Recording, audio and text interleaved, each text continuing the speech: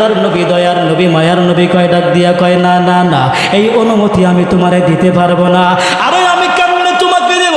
আমার মালিক আমার মহান রব্বুল আলামিন তো আমাকেই দেয় নাই, আমি তোমারে কেমনে দেব কেমনে দেব? ও আমার সাহাবী শোনো শোনো, তুমি আমার একটা ঘটনা শোনো। আমি বিশ্ব নবী সরকারে দু আলম নবী একদিন আমার স্ত্রী হযরতে মাইমুনা রাদিয়াল্লাহু তাআলা আনহার ঘরের মধ্যে গেলাম। আমার বিবির কাছে যাওয়ার পর আমার বিবি বড় খুশি হইয়া আমাকে মধু খাইতে দিলেন, মধু খাইতে দিলেন। আল্লাহর নবী যখন মধু খাইতেছিলেন এই দৃশ্যটা নবীজির সাহাবী হযরতে আবু বকর সিদ্দিক রাদিয়াল্লাহু তাআলা আনহুর কন্যা হযরতে আয়েশা সিদ্দিকা রাদিয়াল্লাহু তাআলা আনহা এবং ওমরের কন্যা হযরতে হাফসা রাদিয়াল্লাহু তাআলা আনহা দুইজনে দেখলেন। দেখার পরে সিদ্ধান্ত নিল আল্লাহর নবী যখন আমাদের ঘরে আসবে আল্লাহর নবীর সঙ্গে একটা মুসাফারত হয়ে যাবে। আল্লাহর নবী যখন তাদের ঘরের মধ্যে আসলেন আল্লাহর নবীকে জিজ্ঞাসা করলেন, আল্লাহর নবী গো আপনি কি খাইলেন? আপনার মুখ থেকে দিয়ে দুর্গন্ধ বের হয়। আল্লাহর নবী কয় আমি খাইলাম মধু, তারা কয় দুর্গন্ধ। আমি খাইলাম মধু, তারা কয় দুর্গন্ধ। আল্লাহর নবী ডাক দিয়া কয় আমি আর কোনোদিন মধু খাইতাম না, আমি আর কোনোদিন মধু খাইতাম না। আমার বন্ধু আমার ভাইরা সাথে সাথে মহান রব্বুল আলামিন হযরতে জিবরাইল আলাইহিস সালামকে পাঠায় দিল, জিবরাইল জলদি করিয়া যা। জিবরাইল আলাইহিস সালাম আল্লাহ তাআলার একটা সূরা নিয়ে চলে আসলো, সূরা তাহরিম নাজিল হয়ে গেছে। আমার বন্ধু আমার ভাইরা রে, আমি আপনাদের কাছে বলতে চাই আল্লাহ তোরের মুসলমান একটু ভালো করিয়া শোনো। আল্লাহর নবীকে ডাক দিয়া কয় নবী গো আমার মহান রব্বুল আলামিন আপনার জন্য যেই জিনিসটা হালাল করেছে ওই জিনিসটা আপনি কেন নিজের জন্য হারাম করতে চান? এই অনুমতি আপনারে কে দিল? আমার আল্লাহ তো আপনার শরীরের জন্য স্বাস্থ্যের জন্য মধুকে হালাল করছে, আপনি কেন হারাম করতে চান? আল্লাহর নবী ডাক দিয়া কয় ও আমার সাহাবী ওসমান ইবনে মাকতুম শোনো, আমার মহান রব্বুল আলামিন আমাকে অনুমতি দেয় নাই, আমি তোমাকে কিভাবে অনুমতি দেব? আল্লাহর নবী অনুমতি দিলেন না। আল্লাহর নবীর সাহাবী হযরত ওসমান ইবনে মাকতুম ডাক দিয়া কয় আল্লাহর নবী গো আমি আপনার কাছে 5 নাম্বার যেই জিনিসটার অনুমতি চাই।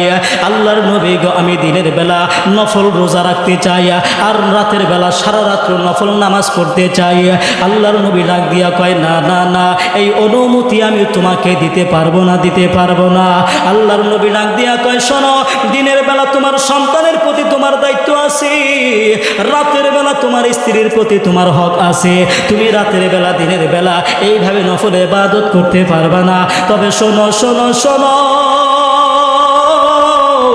আল্লাহর নবী ডাক দিয়া কয় কোন ব্যক্তি যদি এশারের নামাজটা জামাতের সাথে আদায় করিয়া সারা রাত্র বিবির সময় দিয়া আবার ফজরের নামাজটা যদি জামাতের সাথে আদায় করে আমার আল্লাহ সারা রাত্র নফল ইবাদত দ্বারা ভরপুর করিয়া দেন। আমার বন্ধু আমার ভাইরা আল্লাহর নবী অনুমতি দিলেন না। আল্লাহর নবী ডাক দিয়া কয় ও আমার সাহাবী আমি তোমাকে অনুমতি দিতে পারবো না। আল্লাহর নবীর সাহাবী হযরত ওসমান ইবনে মাকতুম রাদিয়াল্লাহু তাআলা আনহু বড় ভারাক্রান্ত হৃদয় লইয়া নবীজির দরবার ত্যাগ করিয়া চলিয়া যাইতেছে।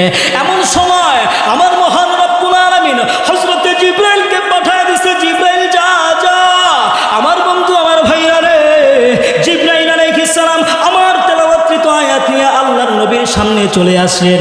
ইয়া আইয়ুহাল্লাযীনা আমানু হাল আদুল্লুকুম আলা তিজারাতিন তুনজিকুম মিন আযাবিন আলীম। আমার বন্ধু আমার ভাইরা অন্তরের খবর পৃথিবীর কেউ না জানলেও জানেন কে? পৃথিবীর কেউ না জানলেও জানে আমার আল্লাহ। আমার বন্ধু আমার ভাইরা আমার আল্লাহ ডাক দিয়া কয় আল্লাহর নবী গো আপনার সাহাবী হযরত ওসমান ইবনে মাকতুম রাদিয়াল্লাহু তাআলা আনহু তার অন্তরটা বড় ভালো, বড় ভালো। সে আপনার কাছে 5টা জিনিসের অনুমতি চাইল, আপনি তার অনুমতি দিলেন না।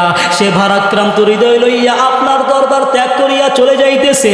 আল্লাহর নবী গো আপনি আপনার সাহাবী হযরত ওসমান ইবনে মাকতুমকে ডাক দিয়া বলেন এমন একটা ব্যবসার কথা তারে বলে দেন না যেই ব্যবসা সে যদি আমার সঙ্গে করে, একটা ব্যবসা করবে আমি আল্লাহ খুশি হইয়া তারে পুরস্কার দেব কয়টা। আপনাদের সামনে যে কোরআনের আলোচনা শুরু করতে যাব, ইতিহাস প্রমাণ করে এই কোরআন এমন একটি ঐশী বাণী, কোনো ব্যক্তি যদি এই কোরআনের সাথে সম্পর্ক রাখে এই কোরআন পড়ানেওয়ালা আলেমদেরকে অন্তর থেকে মহাব্বত করে এই কোরআন যেই মাদ্রাসায় পড়ানো হয় ওই মাদ্রাসার সাথে সুসম্পর্ক স্থাপন করে, আল্লাহর নবী ফরমান এর চাইতে দামি মানুষ এই পৃথিবীতে হতে পারে না। জোরে কোন সুবহানাল্লাহ। আল্লামা কাজী বাইজবী রহমতুল্লাহি আলাই বলেন, কোরআনুল করিম তেলাওয়াতে আল্লাহ তাআলার নৈকট্য লাভ হয়। কার নৈকট্য? জোরে বলেন। আল্লাহর নৈকট্য লাভ হয়। ইমাম আহমদ ইবনে হাম্বল রহমতুল্লাহি আলাই বলেন, আমি আল্লাহ তাআলাকে স্বপ্নে দেখেছি। কাকে? আল্লাহকে স্বপ্নে দেখেছি। তিনি আল্লাহকে জিজ্ঞাসা করলেন, হে আল্লাহ, আপনাকে পাওয়ার সহজ উপায় কি? আল্লাহ তাআলা বললেন, কোরআনুল কারীমের তেলাওয়াত। তিনি আবার জিজ্ঞাসা করলেন, আল্লাহ বুঝে নাকি না বুঝে? আল্লাহ তাআলা বললেন, বুঝে পড়ো, না বুঝে পড়ো, আমাকে পাবে। বুঝে কোরআন পড়লেও আল্লাহকে পাওয়া যাবে, না বুঝে পড়লেও কাকে পাওয়া যাবে? জোরে বলেন, আল্লাহকে পাওয়া যাবে। আল্লাহর নবী সরকারে দু আলম নবী বলেন, কোরআনুল কারীমের এক প্রান্ত হলো আল্লাহ তাআলার হাতে, আরেক প্রান্ত হলো তোমাদের হাতে। আল্লাহ তাআলা বলেন, ওয়াতাসিমু বিহাবলিল্লাহি জামিআ, তোমরা কোরআনুল কারীমকে শক্তভাবে আঁকড়ে ধরো, তাহলে তোমরা পথভ্রষ্ট হবে না। এখন শক্তভাবে বলতে কি বুঝলেন? কোরআনটা হাতের মধ্যে নেবেন, দুই হাত দিয়ে শক্ত করে চেপে ধরবেন, ঠিক না? এটা বোঝানো হয়েছে? নাকি কোরআনুল কারীমের বিধি বিধান মেনে তারপরে চলতে হবে? এক বুজুর্গ ব্যক্তি রাস্তা দিয়ে যাচ্ছে, বাদশাহ বুজুর্গ ব্যক্তিকে দেখার পরে ডাক দিল, বুজুর্গ এদিকে আসে। বুজুর্গ সামনে আসলো, বাদশাহ সিঁড়ি নামায় দিছে। সিঁড়ি বেয়ে বেয়ে বুজুর্গ বাদশার নিকট চলে আসছে। বাদশাহ এবার বুজুর্গকে বলছেন, বুজুর্গ আপনি আল্লাহ পর্যন্ত কিভাবে পৌঁছেছেন একটু বলেন। বুজুর্গ আল্লাহওয়ালা বলছেন, আপনার নিকট যেইভাবে পৌঁছেছি ঠিক একইভাবে আল্লাহ পর্যন্ত পৌঁছেছি। বাদশাহ বলে, বুজুর্গ বুঝতে পারে না, একটু বুঝায়া বলেন। বুজুর্গ বলছেন, আপনি আমাকে ডাক দিলেন, সিঁড়ি নামায় দিলেন, সিঁড়ি বেয়ে আপনার কাছে চলে আসে। ঠিক আল্লাহ রাব্বুল আলামিন বান্দাকে ডাকে, সিঁড়ি হিসাবে আল্লাহ তাআলা কোরআনুল কারীম নাজিল করে দিয়েছে। ওই কোরআনুল কারীমের সিঁড়ি বেয়ে বেয়ে আমি আল্লাহ পর্যন্ত পৌঁছে গিয়েছি। এই কোরআনুল কারীম হলো সকল রোগের ঔষধ, সকল রোগের মূল চিকিৎসক হলো কোরআনুল কারীম। যদিও আমরা দুনিয়ার এদিক সেদিক দৌড়াদৌড়ি করি, আল্লাহ রাব্বুল আলামিন বলেন, ওয়ানুনাজ্জিলু মিনাল কুরআনি মা হুয়া শিফাউ ওয়া রাহমাতুল লিল মুমিনিন। এই কোরআনটা মানুষের চিকিৎসার জন্য, মানুষের রহমতের জন্য আল্লাহ নাজিল করলেন। এখন আমরা চিকিৎসা সেবা, ঔষধ কখন গ্রহণ করি? যখন আমাদের শরীরে রোগ হয়। কি হয়? রোগ হইলেই তো আমরা ওষুধ খাই, এর আগে তো আমরা ঔষধ খাই না। এখন এই রোগটা হলো দুই প্রকার। কয় প্রকার? জোরে বলেন। রোগটা হলো দুই প্রকার, একটা হলো শারীরিক রোগ, আরেকটা হলো আত্মিক রোগ। শারীরিক রোগ যেমন জ্বর, সর্দি, ঠান্ডা, কাশি, বিভিন্ন ধরনের যে রোগ হয় এটা শারীরিক। আরেকটা হলো আত্মিক রোগ, অন্তরের রোগ, কুফুর, বেদাত, হিংসা, কিবির, অহংকার, এগুলো হলো অন্তরের রোগ। এই সকল রোগের চিকিৎসক হলো একমাত্র কোরআনুল কারীম। কোরআনের মাধ্যমে সকল রোগের চিকিৎসা হয়ে যায়। নবীজি সাল্লাল্লাহু আলাইহি ওয়াসাল্লামের সাহাবী হযরত আবু সাঈদ খুদরি রাদিয়াল্লাহু তাআলা আনহু সাহাবায়ে কেরামের একটা জামাত নিয়ে সফরে বের হলেন। সফরে থাকা অবস্থায় তাদের খাবার দাবার শেষ। একটা গ্রামের মধ্যে গেল, গ্রামের লোকদেরকে বলছে, তোমরা আমাদেরকে তোমাদের মেহমান বানাও। গ্রামের লোকজন বলছে, না, আমরা মেহমান বানাতে পারবো না। সাহাবায়ে কেরাম চলে গেলেন, গ্রামের অদূরেই অবস্থান করলেন। আল্লাহর কুদরত, আল্লাহর কারিশমা দেখেন, ওই গ্রামের যিনি মাতবর ছিল, নেতা ছিল, তাকে সাপে কামড় দিয়েছে। সাপে কামড় দিয়েছে, কেউ বিষ বের করতে পারে না। যত ওজা ফকির আছে, ডাক্তার আছে, সবাই আসলো, কেউ বিষ বের করতে পারে না। গ্রামের মানুষগুলো চিন্তা করে, ওই যে সাহাবায়ে কেরামের একটা জামাত আসছিল, চলো তাদের কাছে যাই, দেখি তারা পারে কিনা। সাহাবায়ে কেরামের কাছে চলে গেছে, তাদের কাছে ঘটনা খুলে বলল। হযরতে আবু সাঈদ খুদরি বলেন, হ্যাঁ, সাপের বিষ বের করতে পারবো। তাহলে চলেন আমাদের সাথে। বলে, না, বিষ বের করব না। কেন? বিনিময় আছে, শর্ত আছে। কোনো বর্ণনায় 30টা, কোনো বর্ণনায় 100টা।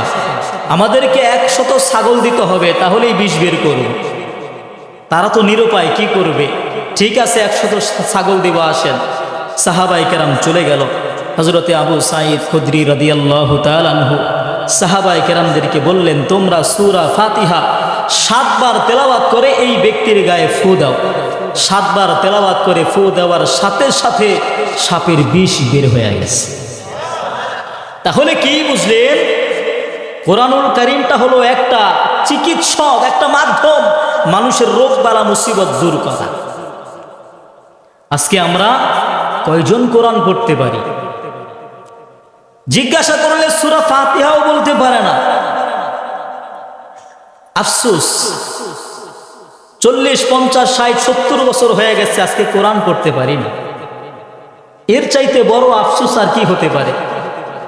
সকালবেলা ঘুম থেকে জাগ্রত হওয়া থেকে নিয়ে রাত্র ঘুমানো পর্যন্ত আমাদের একটাই টার্গেট, কিভাবে উন্নতি করা যায়, কিভাবে টাকা কামানো যায়, এটা আমাদের টার্গেট হয়ে গেছে।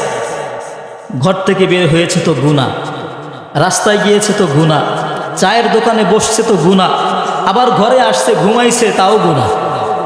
মানে 24টা ঘন্টা গুনাহের মধ্যে আমরা পার করছি। গুনাহ করতে করতে করতে করতে অন্তর কালো হয়ে গেছে। আল্লাহর নবী সরকারে দু আলম নবী বলেন, ইন্না হাযিহিল কুলুবা তাস্তাউ কামা ইয়াস্তাউল হাদীদ ইদা আসাবাহুল মা। নবীজি বলেন, মানুষের অন্তরের মধ্যে ঝং পড়ে যায়, যেমনি ভাবে লোহার মধ্যে পানি লাগার কারণে লোহায় ঝং পড়ে যায়। সাহাবায়ে কেরাম বললেন, কিলা ইয়া রাসূলুল্লাহ ওমা জিলাউহা, হে আল্লাহর নবী, তা পরিষ্কার করার উপায় কি?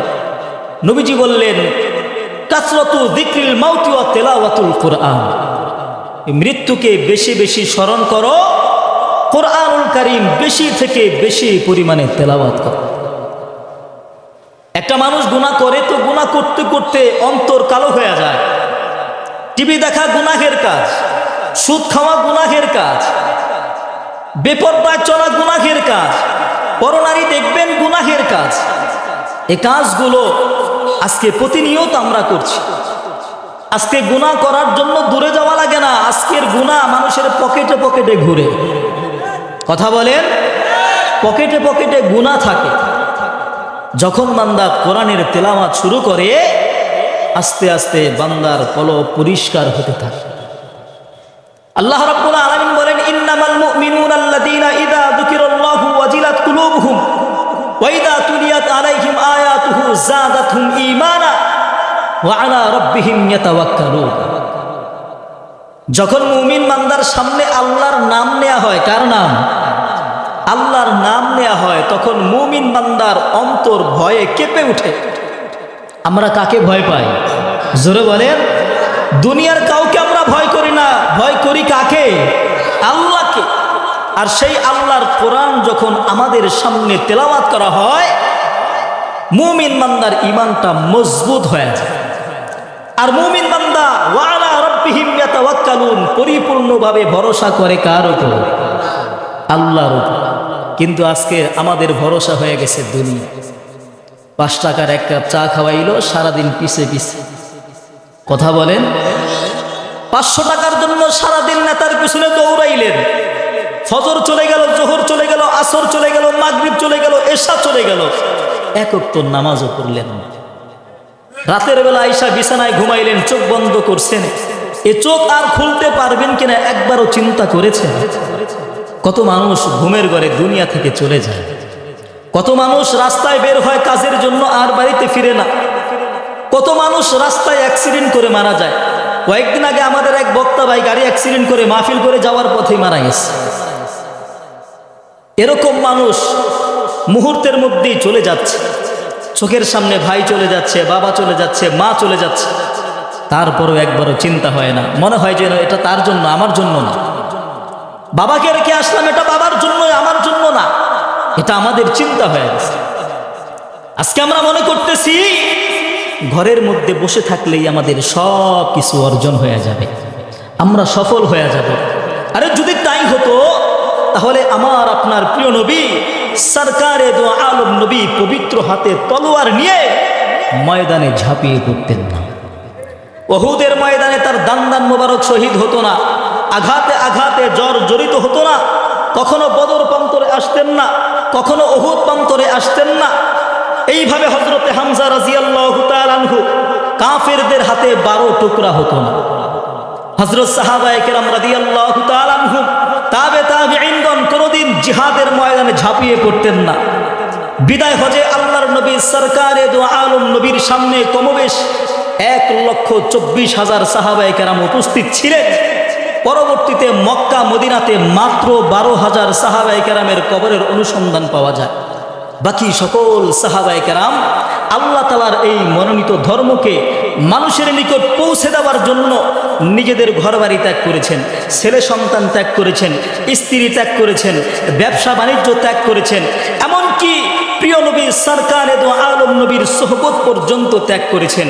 অর্থাৎ দুনিয়ার সব কিছু ত্যাগ করে এক হাতে কোরআন আরেক হাতে তলোয়ার নিয়ে কেউ কুস্তুনতুনিয়া গিয়ে শহীদ হয়েছেন, কেউ এন্তাকিয়ে গিয়ে শহীদ হয়েছেন, কেউ আন্দলুস স্পেন গিয়ে শহীদ হয়েছেন, কেউ তাশখান বুখারা সমরকন্দ গিয়ে শহীদ হয়েছেন, কেউ কাবুল মাজার শরীফ গিয়ে শহীদ হয়েছেন, কেউ আজারবাইজান কাজাকিস্তানের বর্ডারে গিয়ে শহীদ হয়েছেন, কেউ শাম ইয়ামান ফিলিস্তিন গিয়ে শহীদ হয়েছেন, কেউ দজলা ফুরাত আমু নদীর প্রান্তরে গিয়ে শহীদ হয়েছেন, কেউ আফগানিস্তান পাকিস্তান গিয়ে শহীদ হয়েছেন, কেউ মিশর নীল দরিয়ার প্রান্তরে গিয়ে শহীদ হয়েছেন, কেউ আফ্রিকার বিভিন্ন স্থানে গিয়ে শহীদ হয়েছেন, কেউ ভারত আরব পারস্য সাগরের প্রান্তরে গিয়ে শহীদ হয়েছেন।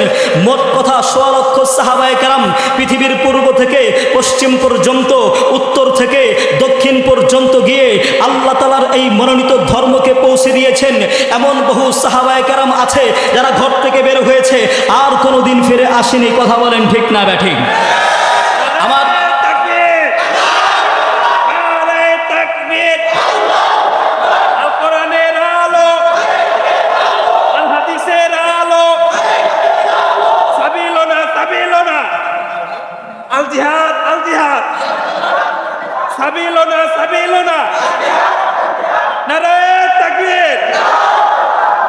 আমার বন্ধু, আমার ভাইরা, কোরআনের জন্য, ইসলামের জন্য, দ্বীনের জন্য শুধু সাহাবায়ে কেরাম নয়, আমাদের আকাবিররা পর্যন্ত, এমনকি নবী রাসূলগণ পর্যন্ত দ্বীনের জন্য, ইসলামের জন্য কষ্ট করেছে। কথা বলেন ঠিক না বেঠিক?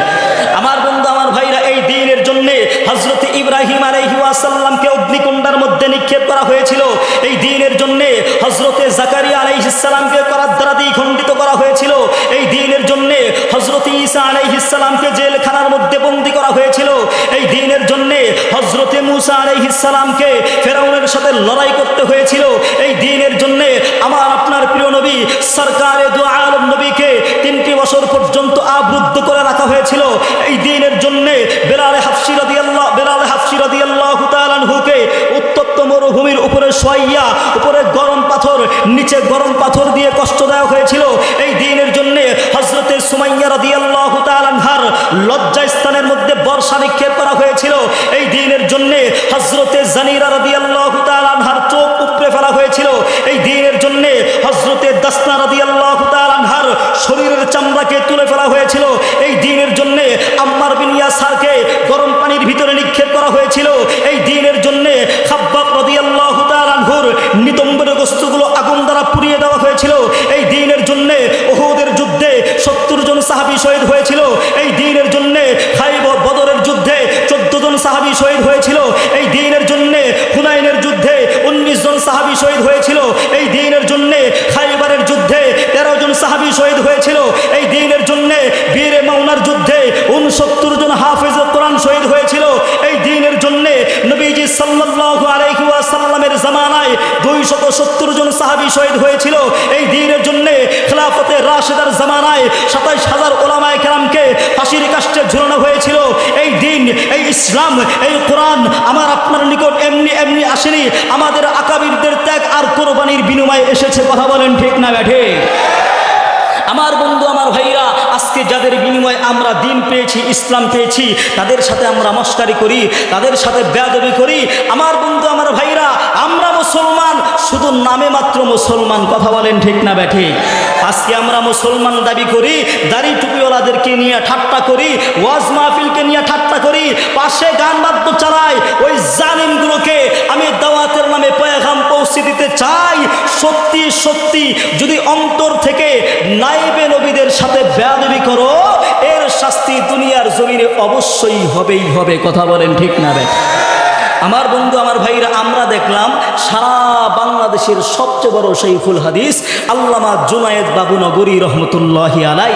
আমার বন্ধু, আমার ভাইরা, জুনায়েদ বাবুনগরীকে জেলখানার মধ্যে বন্দী করা হয়েছে। সরকারি আইন অনুযায়ী রিমান্ড দিবে, শাস্তি দিবে, কষ্ট দিবে, আমাদের কোনো দুঃখ নাই, আফসোস নাই। কিন্তু একজন বেয়াদব পুলিশ অফিসার ছিল, ওই বেয়াদব পুলিশ অফিসার জুনায়েদ বাবুনগরীর দাড়ি টান দিয়া বলে, বাবুনগরী, তোর মুখের মধ্যে পেশাব করবো। জোরে কন নাউজুবিল্লাহ। জুনায়েদ বাবুনগরী ডাক দিয়া কয়, আল্লাহ, এ জালিম বড় জুলুম করতেছে। আল্লাহ, আমাকে কষ্ট দিয়েছে, আমার কাছে খারাপ লাগে নাই, আমাকে রিমান্ড দিয়েছে, আমার কাছে খারাপ লাগে নাই, কিন্তু আল্লাহ, তোমার রসুলের সুন্নতের উপর নাকি পেশাব করবে। আল্লাহ, আর তো সহ্য হয় না, আল্লাহ আর তো সহ্য হয় না। আল্লাহর কুদরত দেখেন, আল্লাহর কারিশমা দেখেন। জুনায়েদ বাবুনগরী জেল থেকে মুক্তি পেয়ে হাটহাজারী মাদ্রাসায়, আর ওই বেয়াদব পুলিশ অফিসার মাহফুজুর রহমান বেয়াদবি করার কারণে তার কলিজার টুকরা সন্তান ঐশী রহমান গভীর রাত্রে জবাই করে দিয়েছে। তার মানে কি? এটা হলো কোরআনের সাথে বেয়াদবি, নাইবে নবীর সাথে বেয়াদবি। এটা কোনো দল নয়, এটা কোনো দলের সাথেও সম্পৃক্ত নয়, এটা হলো আল্লাহর ওলির সাথে বেয়াদবি। কথা বলেন ঠিক না ব্যাঠে? এজন্য মুসলমান ভাইরা, আমার স্পষ্ট ভাষায় বলতে চাই, যারাই নবীদের সাথে বেয়াদবি করবে, আল উলামা ওয়ারাসাতুল আম্বিয়াদের সাথে বেয়াদবি করবে, তাদের শাস্তি দুনিয়ার জমিনে হবেই হবে। কথা বলেন ঠিক না ব্যাঠে? হ্যাঁ মুসলমান ভাইরা, আমার স্পষ্ট ভাষায় বলতে চাই, এই হিন্দুস্তানের জমিনে আমার আপনার নিকট যারা কোরআন পৌঁছে দিয়েছে, যাও ইতিহাসবিদদেরকে জিজ্ঞাসা করো, তারা নির্দ্বিধায় বলে দিবে, শাহ অলিউল্লাহ মুহাদ্দিসে দেহলভী, শাহ আব্দুল আজিজ মুহাদ্দিসে দেহলভী, শাহ আব্দুল কাদের মুহাদ্দিসে দেহলভী, শাহ রফিউদ্দিন মুহাদ্দিসে দেহলভী।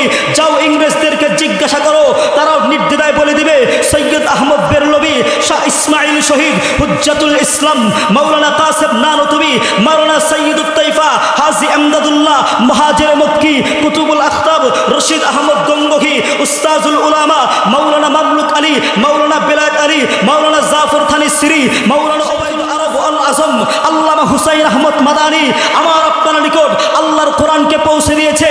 তাদের সাথে বেয়াদবি, তাদের সাথে মশকারি আল্লাহর আরশ কোনোদিন সহ্য করবে না। কথা বলেন ঠিক না ব্যাঠে? আমার বন্ধু, আমার ভাইরা, আজকে কোরআনের সাথে বেয়াদবি করো, ইসলামের সাথে বেয়াদবি করো। আজকে আমরা কেমন মুসলমান হইলাম? আমার সামনে আমার রসুলকে গালি দেয়, আমার সামনে আল্লাহকে নিয়ে কটূক্তি করে, আমার সামনে কোরআনকে নিয়ে ব্যঙ্গ করে, কিন্তু আমার আপনার কাছে খারাপ লাগে না।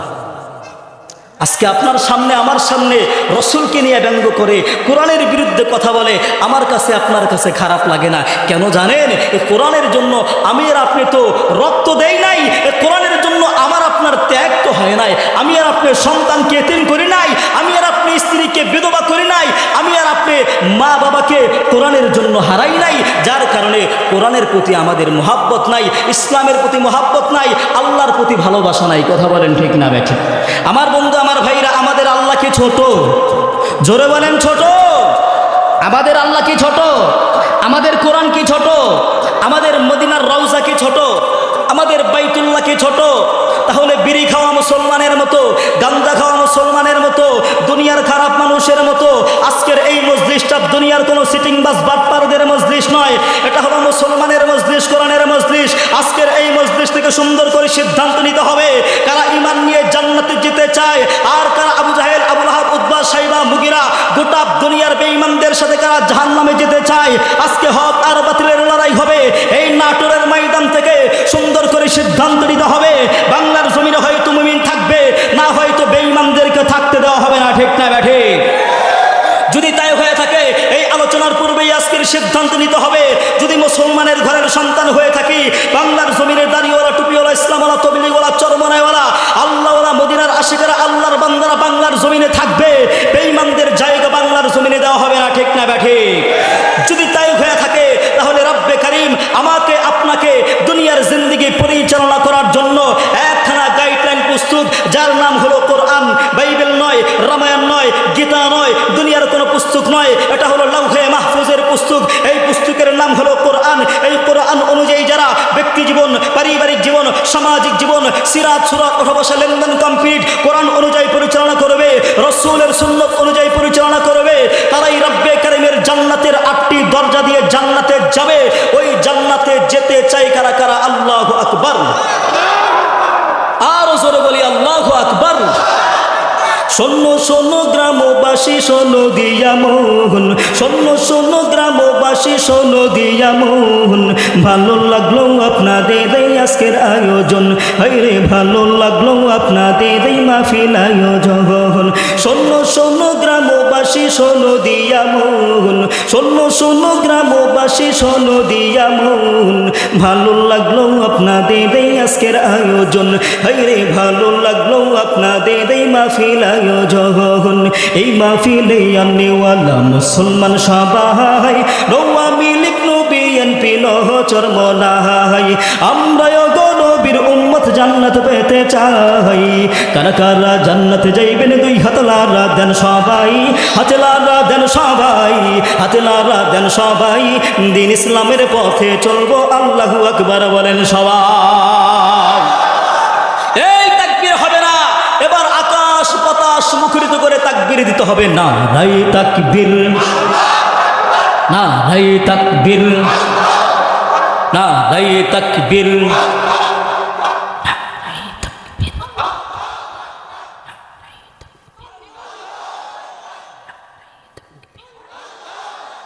আলেম ওলামা যেখানে, আলেম ওলামা যেখানে, ওয়াজ মাহফিল যেখানে, মসজিদ মাদ্রাসা যেখানে, ওলামায়ে কেরাম যেখানে, মাদ্রাসার ছাত্র যেখানে, 14ই ফেব্রুয়ারি যেখানে, পহেলা বৈশাখ যেখানে, নগ্ন ছবি যেখানে, নায়ক নায়িকা যেখানে, সত্যি করে বলছেন, আমার তো মনে হয় ভুল না, ভুল না। হায় হায়, আজকে আমাদের অবস্থা কি হচ্ছে? আজকে দেখবেন এক শ্রেণীর যুবক আর যুবতী, রাগ করবেন, রাগ করবেন, এক শ্রেণীর যুবক আর যুবতী আজকে আমাদের দেশের নায়ক নায়িকাদেরকে নিজেদের আইডল বানিয়েছে। কথা বলেন ঠিক না? আজকে দেখবেন সমাজের ভিতরে এক শ্রেণীর ছেলে মেয়ে রাস্তায় এমন ভাবে চলে মনে হয় পুরো সমাজটা তার।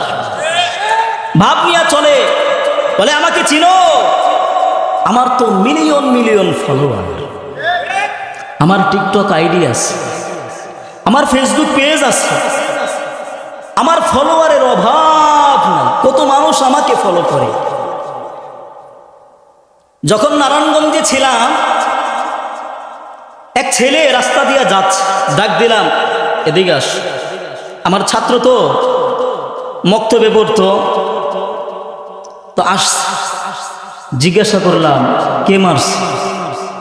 বলে হুজুর কেউ তো মারেন। তো তুমি মারছো নি? কয় না হুজুর মারি নাই। তো পায়জামা ছিঁড়ছে কেমনে? কয় হুজুর ছিঁড়ানা স্টাইল। কি বলে? ছিঁড়ানা স্টাইল। কোথায় পাইলা? কেন হুজুর? আমাদের দেশের নায়ক নায়িকারা তো এভাবেই পোশাক পরে। আজকে হাঁটুর কাছে ছিঁড়া, আপনি ছিঁড়ে পড়লেন, রানের কাছে ছিঁড়া, ছিঁড়ে পড়লেন, সামনে কোথায় ছিঁড়লে আপনি কোথায় ছিঁড়ে পড়বেন আল্লাহই ভালো জানে। কথা বলেন ঠিক না ব্যাঠি? আজকে আমরা নায়ক নায়িকাদের অনুসরণ করে রাস্তার মধ্যে ভাব নিয়ে চলছি, মনে মনে ভাবি সমাজের ভিতরে আমার চাইতে দামি, আমার চাইতে শ্রেষ্ঠ, আমার চাইতে মর্যাদাওয়ালা মানুষ আর একটাও নাই। আমি বলবো না না না, সমাজের ভিতরে তোমার চাইতে বেউকুফ আর একটাও নাই। শুধু বেউকুফ তা নয়, শুধু বেউকুফ তা নয়, বেউকুফ নাম্বার 1। কথা বলেন ঠিক না ব্যাঠে? আরো জোরে বলেন ঠিক না ব্যাঠে? ও কাগুরে হেগুনইছে বেউকুফ নাম্বার 1, ও কাগুরে হেগুনইছে বেউকুফ নাম্বার 1। আরে হেদিন দেখছি নাটোর শহর বেসে খিলির হান, ও কাগুরে হেগুনইছে বেউকুফ নাম্বার 1, ও কাগুরে হেগুনইছে বেউকুফ নাম্বার 1। কথা বলেন ঠিক না ব্যাঠে? আরে কাণ্ডের লতি হুডা করি হচ্ছে হাতে ধুল, রবার দিয়া বান্দি রাখে লম্বা মাথার চোর। ভুল বললাম, ভুল বললাম। দেখবেন এক শ্রেণীর যুবকেরা কানের লতি ছিদ্র করে তার মধ্যে স্বর্ণের অলংকার পরিধান করে, লম্বা লম্বা চুল রেখে তার মধ্যে খোপা করে, বেনি করে, আছে না না? আমার বন্ধু, কান ছিদ্র করা এটা পুরুষের সিফাত নাকি নারীদের? জোরে বলেন। আজকে নারীদের সাজে আমরা সজ্জিত হইয়া রাস্তায় চলছি, স্বর্ণের অলংকার পরিধান করছি। আমার বন্ধু, আমার ভাইরা, স্বর্ণ পুরুষের জন্য হালাল না হারাম? জোরে বলেন, হালাল না হারাম? আজকে সেই হারাম কাজ করিয়া, কান ছিদ্র করিয়া, নারীদের মতো সাজে সজ্জিত হইয়া রাস্তায় ভাব নিয়ে চলছি, আর মনে মনে চিন্তা করি আমার চাইতে দামি, আমার চাইতে শ্রেষ্ঠ আর একটাও নাই। কথা বলেন ঠিক না ব্যাঠি? আরে কানের লতি হুডা করি হচ্ছে হেতে দুল, রবার দিয়া বান্দি রাখে লম্বা মাথার চুল, আবার মাতাল হইয়া মাঝে মাঝে বিড়ি মারে টান। ও কাগুরে এগুনইছে বেউকুফ নাম্বার 1, ও কাগুরে এগুনইছে বেউকুফ নাম্বার 1। কথা বলেন ঠিক না ব্যাঠে? শুধু কি ছেলেরাই? শুধু কি ছেলেরাই? মেয়েরা আছে না? রাস্তায় দেখবেন, আই হয় দূর থেকে তাকায় দেখবেন, মনে হয় পুরুষ মানুষ, সামনে যাইবেন দেখবেন না। কে? জিন্সের প্যান্ট, শার্ট, গেঞ্জি, জিন্সের প্যান্ট, শার্ট, গেঞ্জি পরে রাস্তায় চলছে, মনে হয় পুরুষ, সামনে দেখবেন মহিলা মানুষ। হায় হায়, শুধু তাই নয়, তাই নয়, আজকে আমাদের হুজুরদের পাঞ্জাবিও তারা পরে, আমাদের পাঞ্জাবিও তারা দখল করে নিয়েছে। ওয়াজ মাহফিলও আসে, সামনে যে কোথায় যাবে আল্লাহ ভালো জানে। কথা বলেন ঠিক না ব্যাঠে? এরকম আছে না নাই? এরকম সমাজের মধ্যে অভাব নাই? হাই হায়, আল্লাহ কত সুন্দর তাদেরকে চুল দিয়েছে লম্বা লম্বা, কিন্তু আটছাট করে ছোট ছোট করে কেটে তারপরে পুরুষের মতো হয়ে যায়। আপনারা মনে করতে পারেন হুজুর এটা আমাদের গ্রামে নাই, হয়তো শহরে আছে। এক সময় আমরা এটা মনে করতাম, কিন্তু না না না, শহরে তো আছেই। আজকে এই সমস্যা আমাদের গ্রামগঞ্জেও ঢুকে গেছে।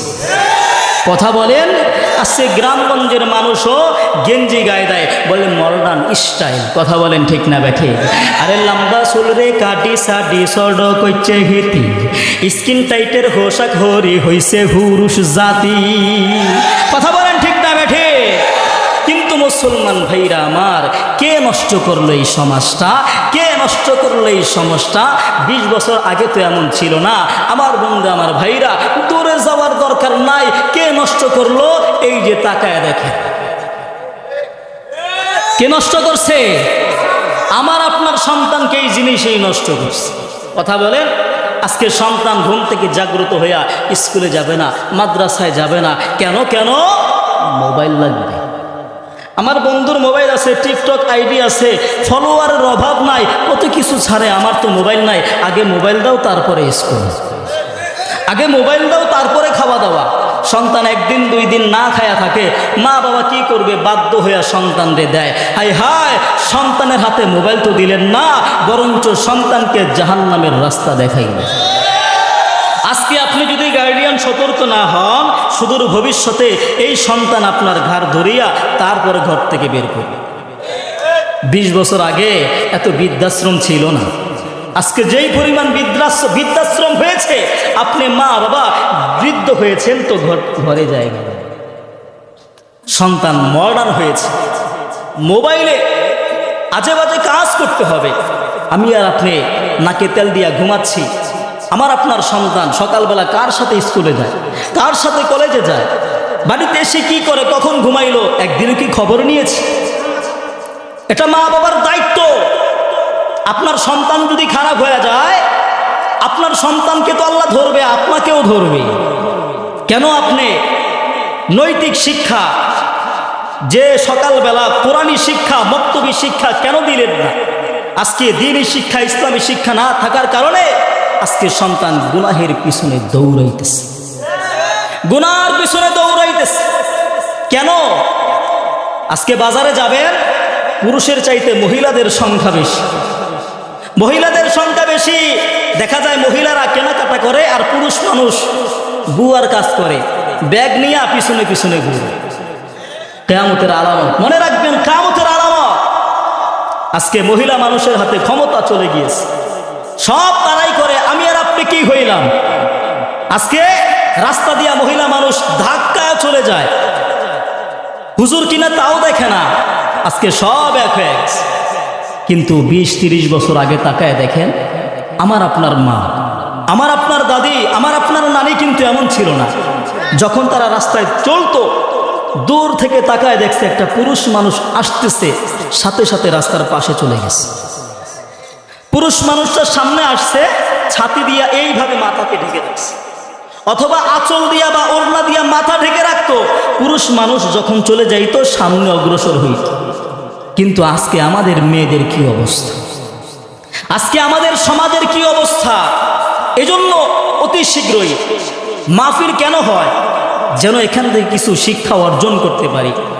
এখান থেকে যদি কিছু শিখতেই না পারি, শুধু চিন্তা করলাম, বক্তা কত সুন্দর আলোচনা করলো, ভালোই তো লাগলো, কণ্ঠটা অনেক সুন্দর। কিছু মানুষ আগেই চিন্তা করে যে হুজুরের আলোচনা যদি সুন্দর হয়, কণ্ঠ যদি ভালো হয় শুনবো, অন্যথায় জুতা ভাস্কর পিছন থেকে কথা বলেন। আবার কিছু মানুষ তো চিন্তা করে চায়ের দোকানে বৈশা বৈশাই তো সব শোনা যায়, ঠিক না? চায়ের দোকানে বৈশা বৈশা সব শুনতে পারে, মাহফিলে যায় লাভ কি? আবার কিছু মানুষ ঘুমায়া ঘুমায়া ঘর থেকে শোনা যায়, যায় লাভ কি? আবার কিছু মানুষ আসে একটু ঘুরে আসে, অনেক মহিলারা আসছে, ঠিক না? আছে না? শয়তান সব জায়গায় ধোকা দিবে, ধোকা থেকে আমাদেরকে বাঁচতে হবে। কথা বলেন, ঠিক না বেঠে? এই মুসলমান দেখবেন ক্লাসের ভিতরে ছাত্র হয় 3 প্রকার। কয় প্রকার?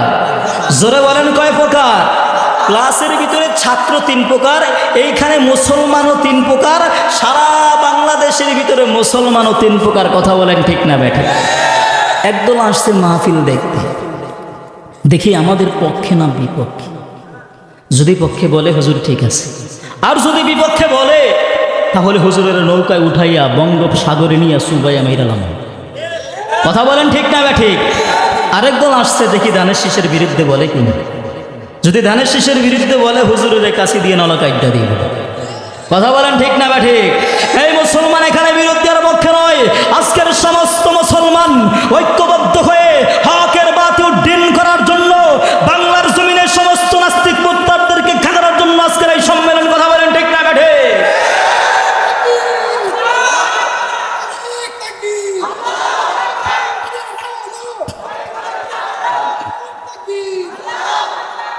আমার বন্ধু, আমার ভাইরা, আমি প্রায় সময় বলে থাকি, বিভিন্ন দেশের মুসলমান আমরা বাংলাদেশের মুসলমানদেরকে দেখলে বলে, ভাই তোমরা জান্নাতি পরিবেশে বসবাস করো। ওরা আমাদেরকে দেখলে বলে আমরা জান্নাতি পরিবেশে বসবাস করি। কেন বলে জানেন? এজন্য বলে যে আমরা যখন ঘর থেকে বের হই, সর্বপ্রথম হাতের ডানে মাদ্রাসা, বামে স্কুল, সামনে মসজিদ দেখতে পাই। যার কারণে মাদ্রাসার ছাত্রদের সাথে সাক্ষাৎ হয়, আলেম ওলামাদের সাথে সাক্ষাৎ হয়, মুরব্বী নামাজিদের সাথে সাক্ষাৎ হয়, যার কারণে আমাদের পরস্পর একটা মিল মোহাব্বত পয়দা হয়। আর ওরা বলে, ভাই আমরা যখন ঘর থেকে বের হই, সর্বপ্রথম ইহুদি যাজক, খ্রিস্টান পাদ্রী আর হিন্দু ঠাকুরদের সাথে সাক্ষাৎ হয়। এই হিসেবে আসলেই আমাদের কপাল ভালো, ভাগ্য ভালো, ঠিক না? রাশিয়ার মুসলমানরা বলে, ভাই দীর্ঘ 40 বছরের ভিতরে একজন বিজ্ঞ আলেমের সাথে আমরা সাক্ষাৎ করতে পারি না, কিন্তু বাংলার জমিনের লক্ষ লক্ষ আলেম উলামা, মুফতি, মুহাদ্দিস। কথা বলেন, ঠিক না বেটা? এই যে মঞ্চে কত ওলামায়ে কেরাম, এই যে দেখেন মাওলানা জাকারিয়া ইবনে আলী সাহেব এখানে বসে আছে, চেহারার দিকে তাকায় থাকবেন তো সগীরা গুনাহ মাফ। আলেমদের চেহারার দিকে তাকায় থাকবেন তো সগীরা গুনাহ মাফ। কিন্তু এরা বিজ্ঞ আলেম দেখতে পায় না 40 বছরের ভিতরে। শুধু তাই নয়, বসনিয়ার ভিতরে 1 পিস কোরআন শরীফের সন্ধান পাওয়া গিয়েছে। যুবকরা 40 মাইল, 45 মাইল, 50 মাইল হেঁটে হেঁটে বৃদ্ধা মহিলার ঘরে যায়, কোরআন শরীফটা হাতে নেয়, বুকের সাথে জড়ায় ধরে চুম্মা খায়, আবার 40 মাইল 45 মাইল 50 মাইল হেঁটে হেঁটে চলে যায়। বসনিয়ার সরকার যদি জানতে পারে অবস্থা শেষ। এই হিসাবে আসলেই আমাদের কপাল ভালো, ভাগ্য ভালো, ঠিক না বেঠিক?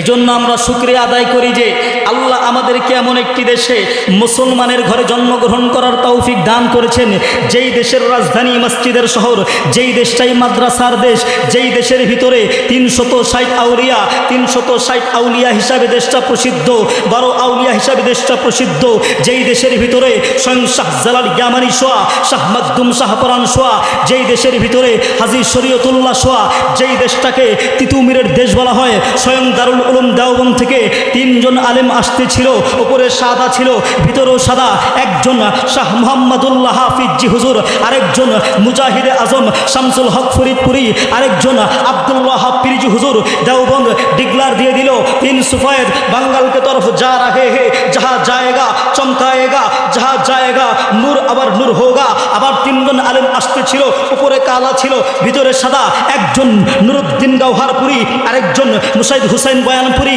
আরেকজন আব্দুল্লাহ হক হারিপুরি। দেওবন্দ ডিক্লার দিয়ে দিল 3 কালে বাঙ্গাল কে তরফ যা রাহে হে, যাহা জায়েগা চমকায়েগা, যাহা জায়েগা নূর আবার নূর হোগা। ওই 3 জন যেই দেশের ভিতরে শোয়া, যেই দেশের ভিতরে হাবিবুল্লাহ বানিয়া হাটহাজারি শোয়া, যেই দেশের ভিতরে মুফতি আজম মুফতি ফৈজুল্লাহ বানিয়া হাটহাজারি শোয়া, যেই দেশের ভিতরে মুজাহিদে মিল্লাত মুফতি ফজলুল হক আমিনী শোয়া, এমন একটি দেশে আমাকে আপনাকে মুসলমানের ঘরে জন্মগ্রহণ করার তৌফিক দান করেছেন। চিৎকার দিয়া বলি আলহামদুলিল্লাহ।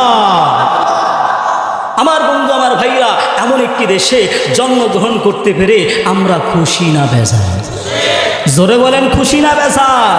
হাই হাই, যেই দেশের ভিতরে লক্ষ লক্ষ হাফেজে কোরআন। এই যে আপনাদের এলাকার ভিতরে 4 জন হাফেজ, কয়জন? এটা আপনাদের কপাল, আপনাদের কপাল। একটা সমাজের ভিতরে একটা হাফেজ থাকা যে কি ভাগ্যের বিষয়, এটা কল্পনাও করতে পারবেন না। বুঝবেন কখন জানেন? যখন চোখ বন্ধ হয়ে যাবে। যখন চোখ বন্ধ হয়ে যাবে তখনই বুঝবেন কোরআনের মর্যাদা কি, ইসলামের মর্যাদা কি, দ্বীনের মর্যাদা কি। কথা বলেন ঠিক না বেঠিক? আমার বন্ধু, আমার ভাইরা, কোরআনের দাম আছে না নাই? আমার বন্ধু, আমার ভাইরা, আপনারা শিক্ষিত সমাজের মানুষ, আমার চাইতে ভালো ওয়াজ, আমার চাইতে ভালো ইতিহাস আপনারা জানেন। আমার বন্ধু, তারপরেও বলি, আল্লাহ রাব্বুল আলামিন যদি ইচ্ছা করেন তাহলে কোরআনুল কারীমের বিনিময়, কোরআনুল কারীমের উসিলায় একজন কাট্টা কাফেরকে মুহূর্তের মাঝেই আল্লাহর ওলি বানাইতে পারেন। এই ক্ষমতা আল্লাহ তাআলার আছে না নাই? জোরে বলেন, আছে না নাই? কেমনে পারে, কেমনে পারে? সামান্য একটা উদাহরণ দিয়েই আমি আমার মূল আলোচনার মধ্যে আস্তে আস্তে চলে যাব ইনশাআল্লাহ। 2011 সাল, কত সাল? জোরে বলেন, কত সাল? 2011 সালে গোটা পৃথিবীতে বিশ্ব সুন্দরী প্রতিযোগিতা হইল। ওই প্রতিযোগিতার ভিতরে যেই মেয়েটা 1 নাম্বার হয়েছে তার নাম হলো মার্কিন কারিন কুবা। কি নাম? মার্কিন কারিন কুবা 1 নাম্বার হওয়ার ফলে সকলে মিলে সংক্ষিপ্ত আকারে তার একটা নাম দিল মিস মেরি। কি নাম? আমার বন্ধু, আমার ভাইরা, 1 নাম্বার হওয়ার ফলে অতি অল্প দিনের ভিতরেই লাখো কোটি টাকার মালিক হয়ে গেছে। লাখো কোটি টাকার মালিক হলেই হবে কি? অন্তরের মধ্যে শান্তি নাই, শান্তি দেওয়ার মালিক কে? জোরে বলেন। একেবারেই সংক্ষিপ্ত কথা, স্বামীর সঙ্গে পরামর্শ করলো, স্বামী কোথায় গেলে শান্তি পাওয়া যায় একটু বলেন না। স্বামী বলে, সব বাদ দাও, সামনে দেখো আরো কিভাবে টাকা উপার্জন করা যায়। আরো টাকা উপার্জন করলো, কি করবে? অন্তরের মধ্যে শান্তি নাই, কি করবে? ভালো লাগে না। তার একজন মুসলমান বন্ধু ছিল, মুসলমান বন্ধুর কাছে চলে গেছে, পরামর্শ করলো, বন্ধু কোথায় গেলে শান্তি পাবো একটু বলো। মুসলমান বন্ধু বলে, দেখো মুসলমানদের একটা ধর্মগ্রন্থ আছে যার নাম হলো আল কোরআন। এই কোরআনের শিক্ষা অর্জন করে দেখো তোমার অন্তরের মধ্যে কোনো শান্তি আসে কিনা। এবার আল্লাহর বান্দে কোরআনের শিক্ষা শুরু করেছে। 1 দিন আর 2 দিন নয়, 3 মাস পর্যন্ত কোরআনের শিক্ষা অর্জন করার পরে যেই দিন বিসমিল্লাহ তেলাওয়াত করতে শিখলেন, ওই দিন অন্তর থেকে অর্ধেক অশান্তি দূর হয়ে গেছে। এবার আল্লাহর বান্দি সিদ্ধান্ত গ্রহণ করেছে আর গুনাহের কাজ করবে না, অন্যায় অপরাধের কাজ করবে না। সিদ্ধান্ত নিলেই হবে কি, অপর দিক থেকে তার হাতে অনেক সিনেমার কাজ বাকি, কোনোটা 1 ঘন্টা, কোনোটা আধা ঘন্টা, কোনোটা 10 মিনিট, কোনোটা 5 মিনিট অভিনয় করলে সিনেমা মুক্তি পাবে, লাখো কোটি টাকা ইনকাম হবে। কিন্তু আল্লাহর বান্দি সিদ্ধান্ত গ্রহণ করেছে আর গুনাহের কাজ করবে না, গুনাহের কাজ করবে না। আমার বন্ধু, আমার ভাইরা, একেবারে সংক্ষিপ্ত কথা, স্বামীর অনুরোধে একটা সিনেমা মাত্র 5 মিনিট অভিনয় করলে সিনেমা মুক্তি পাবে, লাখো কোটি টাকা ইনকাম হবে। এই অভিনয়টা করার জন্য রাজি হইল, 5 মিনিট অভিনয় করবে। অভিনয়টা কি, পাহাড়ের উপর থেকে ঝর্ণার পানি দুলে দুলে নামবে, ওই ঝর্ণার পানির তালে তাল মেলাইয়া 5 মিনিট অভিনয় করবে। শর্ত হলো শরীরের 2 জায়গা ব্যতীত আর কোথাও কাপড় থাকবে না। জোরে কর নাউজুবিল্লাহ। আল্লাহর বান্দি রাজি হইল, অভিনয় স্পটের মধ্যে চলে গেছে। চতুর্দিক থেকে ক্যামেরাগুলো তার দিকে তাক লাগায় তাকায় আছে। পরিচালক, ডাইরেক্টর উপস্থিত, অন্যান্য মানুষ উপস্থিত। আল্লাহর বান্দি অভিনয় শুরু করবে। এমন সময় কে যেন অদৃশ্যভাবে আইসা আল্লাহর বান্দির কানে কানে বলতেছে, আর রহমান আল্লামাল কুরআন খলাকাল ইনসান। আমার বন্ধু, আমার ভাইরা, আল্লাহর বান্দি বিশ্ব সুন্দরী মার্কিন কারিন কুবা মেসমেরি অভিনয় স্পটের মধ্যে চলে গেছে। চতুর্দিক থেকে ক্যামেরাগুলো তার দিকে তাক লাগায়া তাকায় আছে। পরিচালক, ডাইরেক্টর উপস্থিত। আল্লাহর বান্দি অভিনয় শুরু করবে। এমন সময়কে যেন অদৃশ্যভাবে আইসা আল্লাহর বান্দির কানে কানে ডাক দিয়া কয়, আর রহমান আল্লামাল কুরআন খলাকাল ইনসান। জোরে কন্না সুবহানাল্লাহ। আমার বন্ধু, আমার ভাইরা, আমি আপনাদের কাছে বলতে চাই, নাটোরের মুসলমান, একটু ভালো করে শোনো। আল্লাহর বান্দি বিশ্ব সুন্দরী মার্কিন কারিন কুবা মেসমেরি এবার যখন অভিনয় শুরু করবে, কোরআনের আয়াত যখন তার কানের মধ্যে বেজে উঠল, আল্লাহর বান্দি অভিনয় ছেড়ে দিয়া সামনে হাঁটা শুরু করে দিয়েছে। পরিচালক, ডাইরেক্টর হতভম্ব হয়ে গেছে, ব্যাপার কি, কোথায় যায়? অন্যান্য মানুষও চিন্তার মধ্যে পড়ে গেল। আমার বন্ধু, আমার ভাইরা রে, আল্লাহর বান্দি বিশ্ব সুন্দরী এবার যেতে যেতে তার গাড়ির সামনে গিয়া গাড়ির মধ্যে আরোহণ করি আল্লাহর বান্দি গাড়ি চালাইতে শুরু করে দিছি। বহুদূর যাওয়ার পরে আল্লাহর বান্দি একটা মসজিদের সামনে গাড়িকে বের করিয়া আল্লাহর বান্দি লম্বা একটা কাপড় বের করে গোটা শরীরটাকে পেঁচাইয়া মসজিদের সামনে বের হইলেন। অপর দিক থেকে মসজিদের মধ্যে আসরের নামাজ শেষ হয়ে গেছে, মুসল্লিরা চলে গেছে। মসজিদের মধ্যে ইমাম সাহেব বসিয়া বসিয়া কোরআনের তেলাওয়াত করে, আর রহমান আল্লামাল কুরআন খলাকাল ইনসান। জোরে কন্না সুবহানাল্লাহ। আমার বন্ধু, আমার ভাইরা, আল্লাহর বান্দি বিশ্ব সুন্দরী মনে মনে চিন্তা করে, ইমাম সাহেব মাগরিবের পূর্বে হইল মসজিদ থেকে বের হইবেন। আল্লাহর বান্দি মসজিদের সামনে দাঁড়িয়ে দাঁড়িয়ে ইমাম সাহেবের তেলাওয়াত শুনতে লাগলেন। মাগরিবের পূর্বে ইমাম সাহেব মসজিদ থেকে যখন বের হইলেন, আল্লাহর বান্দি বিশ্ব সুন্দরী মার্কিন কারিন কুবা মেসমেরি ইমাম সাহেবকে ডাক দিয়া বলতেছেন, ইমাম সাহেব, আমি দীর্ঘ সময় পর্যন্ত মসজিদের সামনে দাঁড়িয়ে দাঁড়িয়ে আপনার কোরআনের তেলাওয়াত শুনতেছিলাম। উদ্দেশ্য হইল মাগরিবের পূর্বে হইলেও আপনি মসজিদ থেকে বের হইবে না, আর আমি আপনার কাছে কালিমা পড়ে মুসলমান হইয়া যাব। আমার বন্ধু, আমার ভাইরা রে, ইমাম সাহেব লাগ দিয়া কয়, ও বিশ্ব সুন্দরী, শোনো শোনো, তুমি আমার জন্য এগানা নয়, তুমি আমার জন্য বেগানা। তোমার সঙ্গে আমার সাক্ষাতের অনুমতি নয়, কথা বলার অনুমতি নাই।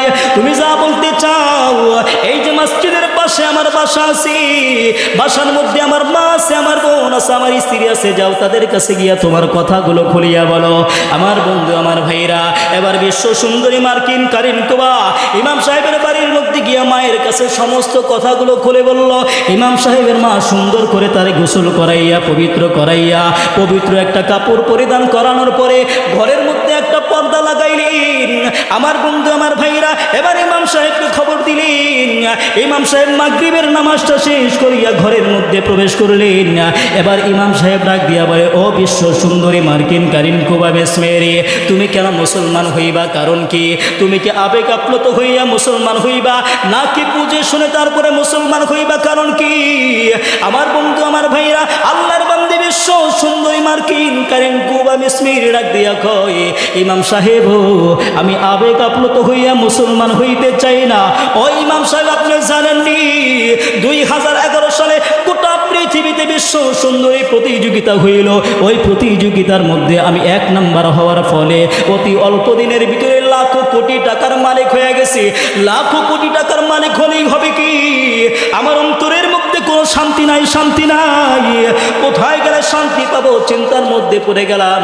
মুসলমান বন্ধুর পরামর্শ করে 1 দিন আর 2 দিন নয় 3 মাস পর্যন্ত শিকার পরে যেই দিন বিসমিল্লাহ তেলাওয়াত করতে শিখলাম, ওই দিন অন্তর থেকে অর্ধেক অশান্তি দূর হয়ে গেছে।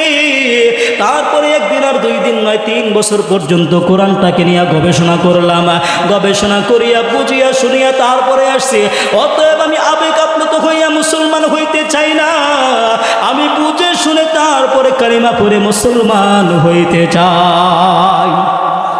আমার বন্ধু আমার ভাইরা, এবার ইমাম সাহেব বিশ্ব সুন্দরী মার্কিন কারিন কুবা মিসমেরিকে ডাক দিয়া বলে, ও বিশ্ব সুন্দরী, তাহলে তুমি আমার কণ্ঠের সাথে কণ্ঠ মিলাইয়া পড়ো লা ইলাহা ইল্লাল্লাহ মুহাম্মাদুর রাসূলুল্লাহ। পড়ার সাথে সাথে আল্লাহর বান্দি আল্লাহু আকবার বিকট একটা আওয়াজ করিয়া জমিনের মধ্যে বেহুশ হইয়া পড়ে গেল। ইমাম সাহেবের মা মাথার মধ্যে পানি দেয়, ইমাম সাহেবের বিবি, ইমাম সাহেবের বোন হাতে পায়ের মধ্যে তেল মালিশ করতেছে। আল্লাহর বান্দির যখন জ্ঞান ফিরে আসলেন, আমার বন্ধু আমার ভাইরা, ইমাম সাহেব বিশ্ব সুন্দরীকে ডাক দিয়া কয়, ও সুন্দরী, তুমি কালিমা পড়ার পরে আল্লাহু আকবার বিকট আওয়াজ করিয়া জমিনের মধ্যে বেহুশ হইয়া পড়ে গেল, কারণ কি? এবার বিশ্ব সুন্দরী ডাক দিয়া কয়, ইমাম সাহেব, যেই দিন বিসমিল্লাহ তেলাওয়াত করতে শিখেছি ওই দিন অন্তর থেকে অর্ধেক অশান্তি দূর হয়ে গেছে। আর আজকে যখন আপনার কাছে কালিমা পড়ে মুসলমান হইলাম, সাথে সাথে বাকি অর্ধেক অশান্তিও দূর হইয়া গেছে। শুধু মুসলমানের লাগি আসেনি তো কোরআন, বিশ্ব মানবের কল্যাণে স্রষ্টারে বিধান। শুধু মুসলমানের লাগি আসেনি তো কোরআন, বিশ্ব মানবের কল্যাণে স্রষ্টারে বিধান। জোরকন মারহাবা। আমার বন্ধু আমার ভাইরা, তাহলে কি বুঝলেন? একমাত্র শান্তির ধর্মের নাম কি? ইসলাম। ইসলাম ছাড়া অন্য কোথাও শান্তির আশা করা যায় না। টাকার ভিতরে শান্তি নাই, অট্টালিকার ভিতরে শান্তি নাই, গাড়ির ভিতরে শান্তি নাই, নারীর ভিতরে শান্তি নাই, উঁচা উঁচা বিল্ডিংয়ের ভিতরে শান্তি নাই। কথা বলেন ঠিক না ঠিক? আমার বন্ধু আমার ভাইরা, যদি বিল্ডিংয়ের ভিতরে শান্তি হইতো, তাহলে আমার বন্ধু ঘটনা আপনাদের সকলেরই জানা আছে। বলখের বাদশাহ ইব্রাহিম ইবনে আদহাম, যার বিল্ডিংয়ের কোনো অভাব ছিল না, ইব্রাহিম ইবনে আদহাম একদিন শিকার করার জন্য জঙ্গলের মধ্যে চলে গেছে। শিকার করার জন্য ওনার বাড়ির দাসী, ওনার বাড়ির চাকরানি, ওনার বাড়ির মধ্যে আইসা ওনার ঘর সুন্দর করে পরিষ্কার পরিচ্ছন্ন করে একদিন ঘরের মধ্যে আসলো। আইসা দেখে বাদশা ঘরের মধ্যে নাই, শিকার করার জন্য চলে গেছে। এবার সেই দাসী ওই চাকরানি সুন্দর করে ঘর পরিষ্কার করে বাদশার বিছানা পরিষ্কার করলো। আর মনে মনে চিন্তা করে, বাদশার বিছানা এত নরম, এত নরম, বাদশা এখানে ঘুমায়, এর মধ্যে কি পরিমাণ শান্তি, একটু টেস্ট কইরা দেখি। আল্লাহর বান্দি দাসী টেস্ট করতে গিয়া যখন বিছানার মধ্যে মাথা লাগাইলো, অমনি তার ঘুম চলে আসছে। কি আসছে? ঘুম চলে আসছে। এবার বুঝে থাকলে বলেন, আল্লাহর বান্দি সে কি ঘুমাইতে চাইলো নাকি টেস্ট করতে? টেস্ট করতে গিয়া যখন মাথা লাগাইছে, অমনি তার ঘুম চলে আসছে। আমার বন্ধু আমার ভাইরা, আমি প্রায় সময় বলে থাকি, মহান রব্বুল আলামিন ধনীদের চাইতে গরিবদেরকে 2টা নিয়ামত বেশি দিয়েছেন। কয়টা? জোরে বলেন কয়টা? 1 নাম্বার ঘুমের নিয়ামত, 2 নাম্বার খাবারের নিয়ামত। এই 2টা নিয়ামত গরিবদেরকে বেশি দিচ্ছে। দেখবেন একটা গরিব মানুষ সারাদিন পরিশ্রম করে রিক্সা চালায়, সারাদিন পরিশ্রম করে, হঠাৎ রিক্সাটা রাস্তার পাশে ব্রেক করে রিক্সার গদির মধ্যে বসিয়া 2 মিনিটে ঘুমায় গেছে। আছে না? আবার দেখবেন সারাদিন পরিশ্রম করে খেতে খামারে কাজ করে, আর সন্ধ্যার সময় বাড়িতে আইসা জুতাও খোলে নাই, বাড়িতে আইসা বিছানার মধ্যে মাথা লাগাইছে, দরজা খোলা জানালা খোলা, ঘুমায় গেছে, ঘুম থেকে উঠা দেখে ফজরের আজান। আছে না? তার মানে ঘুমের নিয়ামত আল্লাহ আমাদেরকে বেশি দিয়েছে, কিন্তু একজন পয়সাওয়ালা টাকাওয়ালা, টাকা পয়সার অভাব নাই, বিশাল বড় অট্টালিকা করছে, সামনে বিশাল বড় গেট, গেটের ভিতরে দারোয়ান, তারপরে কেচে গেট, তারপরে সিঁড়ি, উপরে আবার কেচে গেট, তারপরে দরওয়াজা, তার ভিতরে সে ঘুমায়। হাই হাই, বিল্ডিংয়ের তলা যত বড়, ঘুমের ট্যাবলেটও তত, মানে ট্যাবলেট ছাড়া তার ঘুম হয় না। কখন জানি ডাকাত চইলা আসে, কখন জানি চোর চইলা আসে, কখন জানি আমার আঘাত করে, এই টেনশনে তার ঘুম হয় না। কথা বলেন ঠিক না ঠিক? আরেকটা নিয়ামত হইল খাবারের নিয়ামত। হাই হাই, বৈশাখ মাসের আগের মাস চৈত্র মাসে দেখবেন, আজ থেকে 20 বছর আগে আমরা যখন দেখেছিলাম মানুষগুলো অভাবে আটা খাইতো, আটার রুটি খাইতো, আর যারা টাকাওয়ালা পয়সাওয়ালা 3 বেলা পেট ভরে ভরে ভাত খাইতো, আর বলতো ফকিন্নির পুত আটার রুটি খাস আর মাস্তানি করস। আমার আল্লাহ কয়ে দাঁড়া, আমি আল্লাহ ঘুরাইয়া দিতেছি। কিছুদিন যাইতে না যাইতে আমার আল্লাহ চাউলের বস্তা ধরাইয়া দিছে গরিবের কান্দে, আর আটার বস্তা ধরাইয়া দিছে বড়লোকের কান্দে। মাপা 2 বেলা আটার রুটি, মাঝখানে দুপুর বেলা মাপা ভাত খাইতে হয়, তার মানে ডায়াবেটিস। কথা বলেন ঠিক না ঠিক? কিন্তু গরিব মানুষ 3 বেলা পেট ভরে ভাত খায়। কথা বলেন ঠিক না ঠিক? এই নিয়ামত দিয়েছেন কে?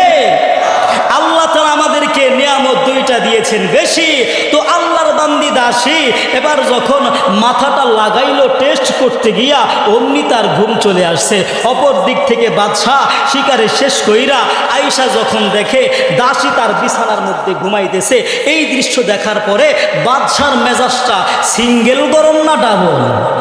জোরে বলেন। বাদশা তো রাগ হয়ে গেছে, হাতের মধ্যে লাঠি নিয়া এত জোরে একটা বাড়ি দিল, দাসী লাফ দিয়া বিছানা থেকে উঠা এবার হেসে দিল। জোরে কোন সুবহানাল্লাহ। বাদশার মেজাজ গরম হয়ে গেছে, কিরে আমি দিলাম বাড়ি, ও কান্না না করে হেসে দিল। কারণ কি? সে রাগ হইয়া আবার দিছে একটা বাড়ি। দ্বিতীয়বার বাড়ি দেওয়ার পরে এবার দাসী কান্না শুরু করে দিয়েছে। জোরে কোন সুবহানাল্লাহ। কিন্তু বাদশা তো চিন্তার মধ্যে পড়ে গেছে, কিরে এ কেমন পাগল, কেমন পাগল।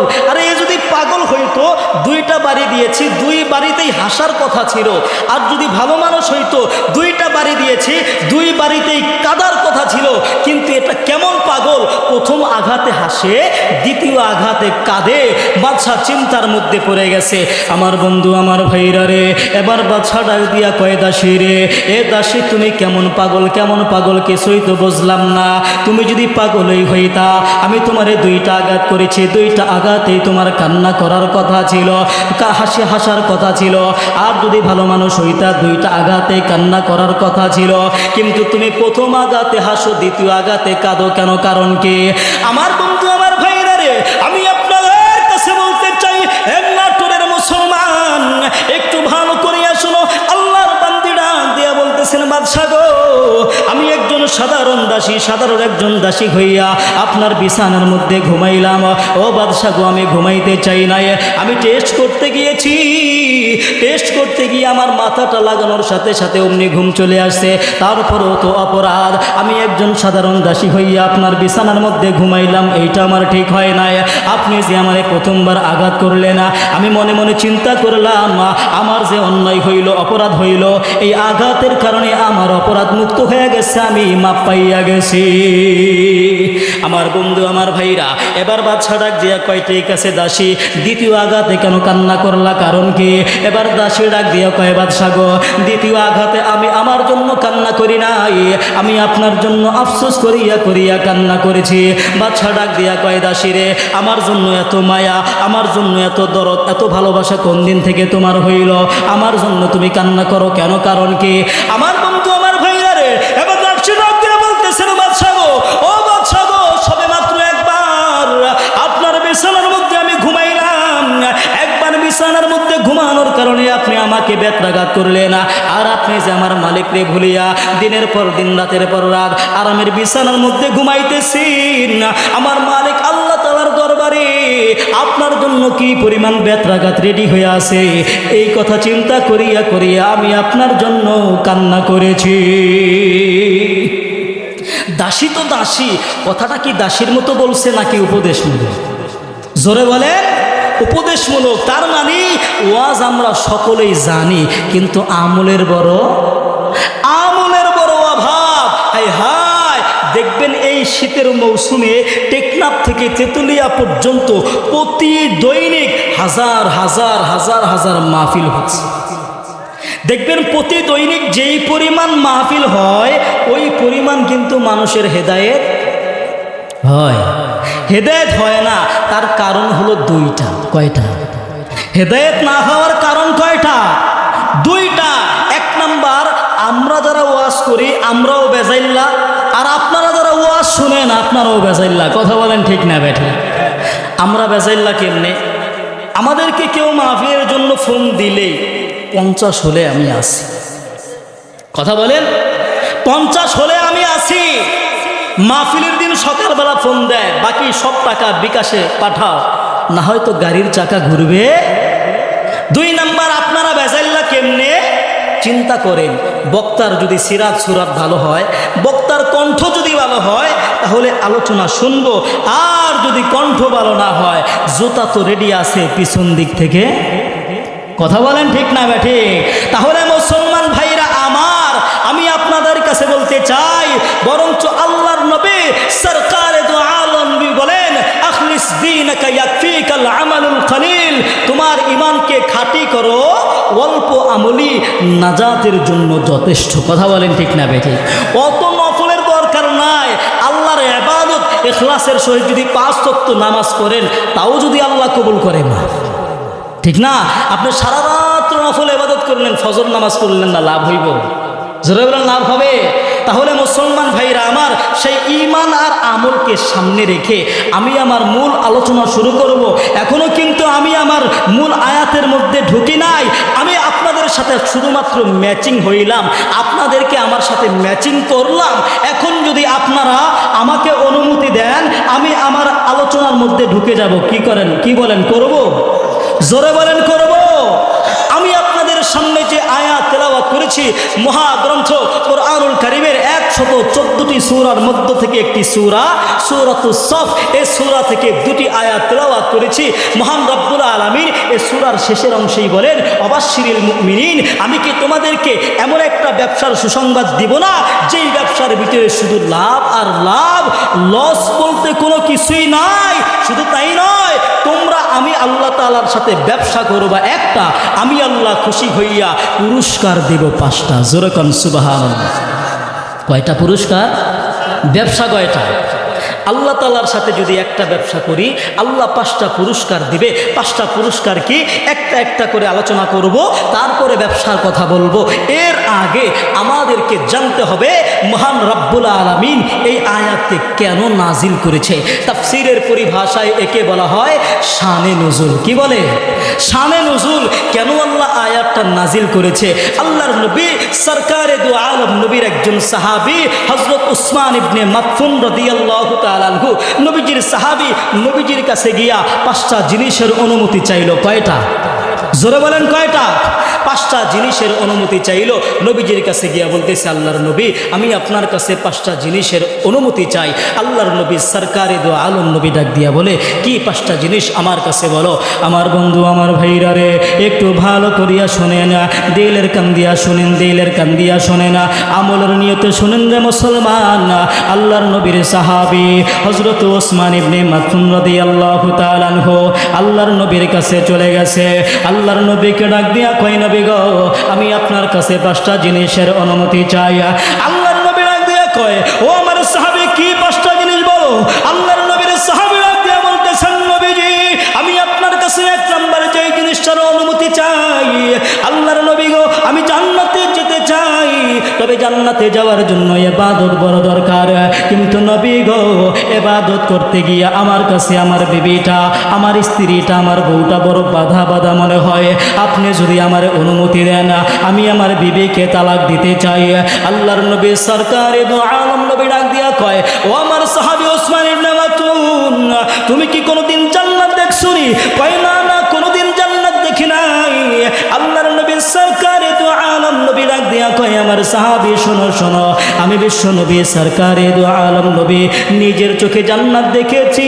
আমি মেরাজের রজনীতে জান্নাত ভ্রমণ করেছি।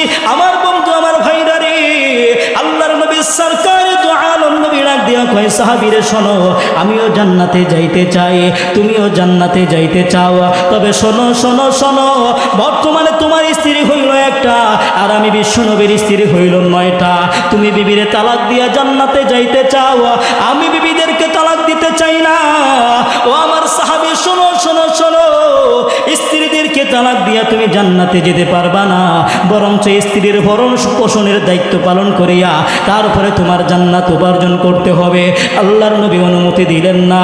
আমার বন্ধু, আমার ভাইরা রে, আমি আপনাদের কাছে বলতে চাই, প্রত্যেকটা বিষয়ে সামান্য করে টাচ দিয়া চলে যাব, বিস্তারিত আলোচনা করার সময় নাই রে মুসলমান। আমার বন্ধু, আমার ভাইরা, এবার আল্লাহর নবী সরকারে দু আলম নবীর সাহাবী হযরত ওসমান ইবনে মাদউন রাদিয়াল্লাহু তাআলা আনহু আল্লাহর নবীকে ডাক দিয়া কয়, আল্লাহর নবী গো, আল্লাহর নবী গো, আমি আপনার কাছে 2 নম্বর যেই জিনিসটার অনুমতি চাই। আল্লাহর নবী গো, আমি জান্নাতে যেতে চাই, তবে জান্নাতে যাওয়ার জন্য ইবাদত বড় দরকার। কিন্তু নবী গো, আমার কাছে ইবাদত করতে গিয়ে আমার যৌবনটা বড় বাধা বাধা মনে হয়। আপনি যদি আমার অনুমতি দেন, আমি আমার যৌবনটা কাটিয়ে ফেলতে চাই। আল্লাহর নবী সরকারে দু আলম নবী ডাক দিয়া কয়, ও আমার সাহাবী, তুমি কি জানো নি যৌবনের কি পরিমাণ দাম, কি পরিমাণ দাম?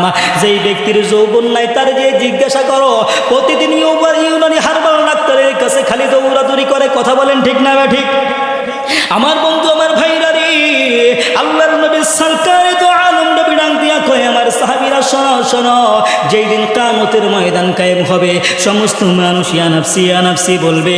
আমার বন্ধু, আমার ভাইরা রে, ওই দিন আপন বলতে কেউ থাকবে না, আপন বলতে কেউ থাকবে না। মাথার এক হাত উপরে সূর্য চলে আসবে, পায়ের নিচে জমিনটা তামাক হয়ে যাবে। ওই দিন আপন বলতে কেউ থাকবে না, কেউ থাকবে না। ইয়াউমা ইয়াফিরুল মারউ মিন আখিহি ওয়া উম্মিহি ওয়া আবিহি ওয়া সাহিবাতিহি ওয়া বানি। ওই দিন আপন বলতে কেউ থাকবে না। ওই দিন আল্লাহ তাআলার আরশের ছায়া ব্যতীত আর কোনো ছায়া থাকবে না। মহান রাব্বুল আলামিন নিজের আরশের ছায়ার নিচে 7 শ্রেণীর মানুষদেরকে স্থান দান করবে। তার মধ্যে 2 নম্বর ওই যুবক, ওয়াশাবুন শাফি ইবাদাতিল্লাহ, যেই ব্যক্তি যৌবন বয়স আল্লাহ তাআলার গোলামি করেছে। অতএব তুমি যৌবন কাটিয়ে আল্লাহর তৈরি জান্নাতের মধ্যে যেতে পারবা না, বরঞ্চ যৌবন বয়সে আল্লাহর গোলামি করিয়া করিয়া আল্লাহর জান্নাত তোমার উপার্জন করতে হইবে। আমার বন্ধু, আমার ভাইরা, আল্লাহর নবী অনুমতি দিলেন না। আল্লাহর নবীর সাহাবী হযরত ওসমান ইবনে মাদউন রাদিয়াল্লাহু তাআলা আনহু আল্লাহর নবীকে ডাক দিয়া কয়, আল্লাহর নবী গো, আপনার কাছে 3 নাম্বার যেই জিনিসটার অনুমতি চাই।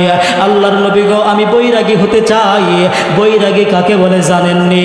মাথার মধ্যে একটা শালু কাপড় পেঁচাইয়া, হাতের মধ্যে বালতি আর 10 মণ নিয়া, ঘর বাড়ি সব কিছু ত্যাগ করিয়া, মা বাবা সন্তান সব কিছু রেখে দিয়া মাজারে মাজারে গোরান, দেশে দেশে গোরান। আল্লাহর নবী বলেন, লা রুহবানিয়াত ফিল ইসলাম, ইসলামের মাঝে কোনো বৈরাগী নাই, কোনো বৈরাগী নাই। আল্লাহর নবী অনুমতি দিলেন না। আল্লাহর নবীর সাহাবী হযরত ওসমান ইবনে মাদউন রাদিয়াল্লাহু তাআলা আনহু আল্লাহর নবীকে ডাক দিয়া কয়, আল্লাহর নবী গো, আমি আপনার কাছে 4 নাম্বার যেই জিনিসটার অনুমতি চাই। আল্লাহর নবী গো, আমি জান্নাতে যেতে চাই, তবে জান্নাতে যাওয়ার জন্য ইবাদত বড় দরকার। কিন্তু নবী গো, ইবাদত করতে গিয়ে আমার কাছে আমার সকল সুস্বাদু খাবারগুলো বড় বাধা বাধা মনে হয়। আপনি যদি আমার অনুমতি দেন, আমি আমার সকল সুস্বাদু খাবারগুলো পরিহার করতে চাই। আল্লাহর নবী, দয়ার নবী, মায়ার নবী কয়, ডাক দিয়া কয়, না না না, এই অনুমতি আমি তোমারে দিতে পারবো না।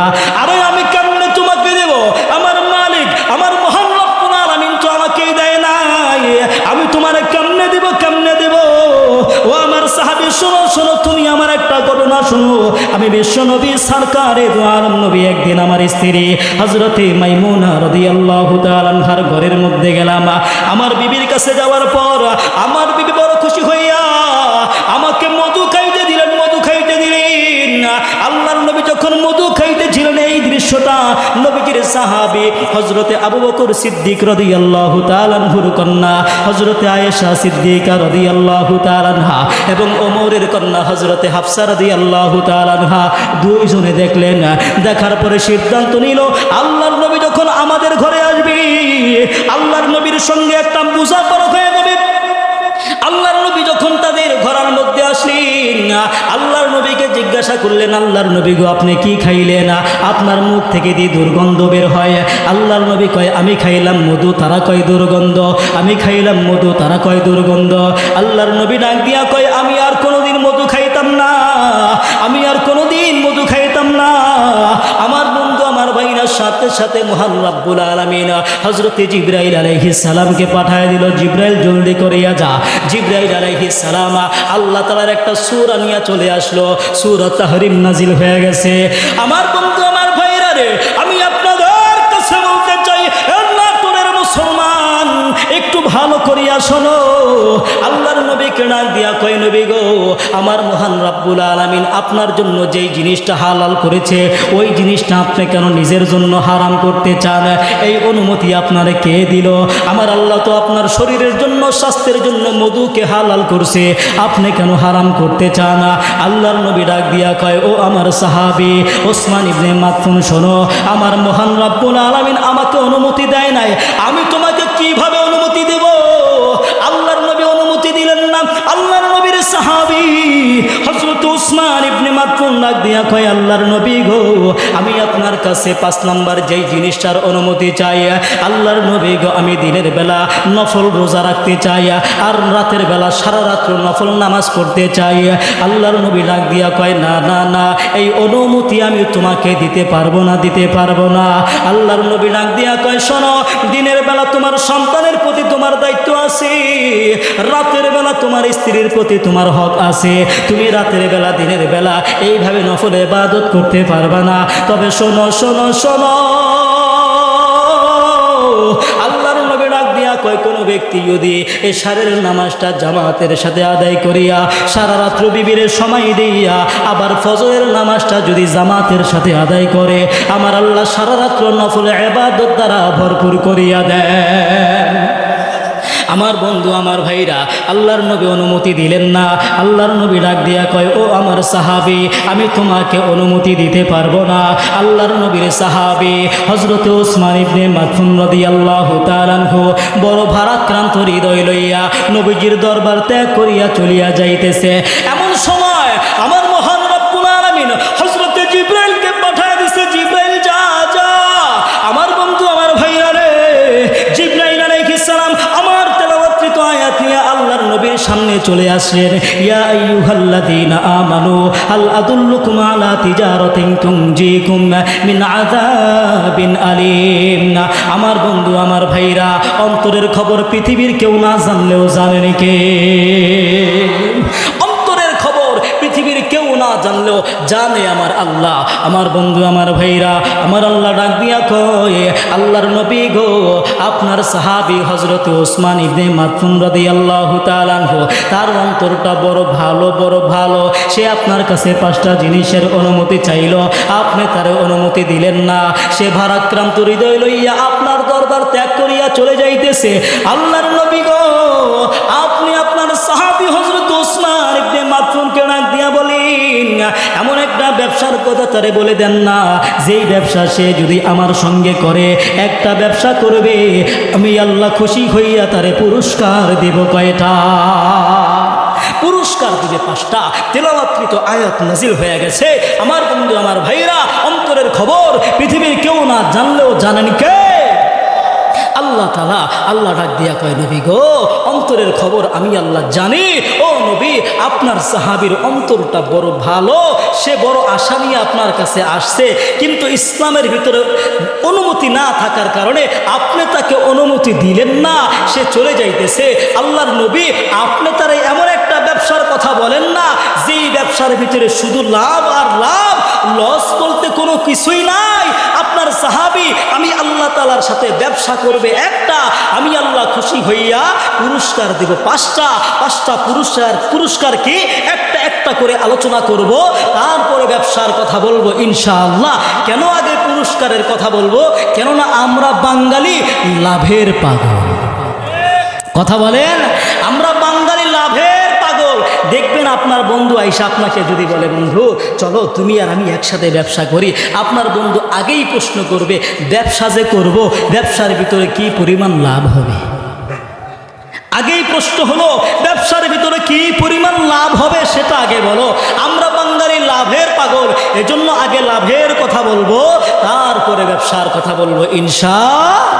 আমার বন্ধু, আমার ভাইরা, আমার মহান রাব্বুল আলামিন ডাক দিয়া কয়, বান্দা বান্দিরে, তোমরা যদি আমি আল্লাহ তাআলার সাথে ব্যবসা করো একটা, আমি আল্লাহ খুশি হইয়া পুরস্কার দেব 5টা। তার মধ্যে 1 নাম্বার পুরস্কার হইল তুনজিকুম মিন আযাবিন আলীম।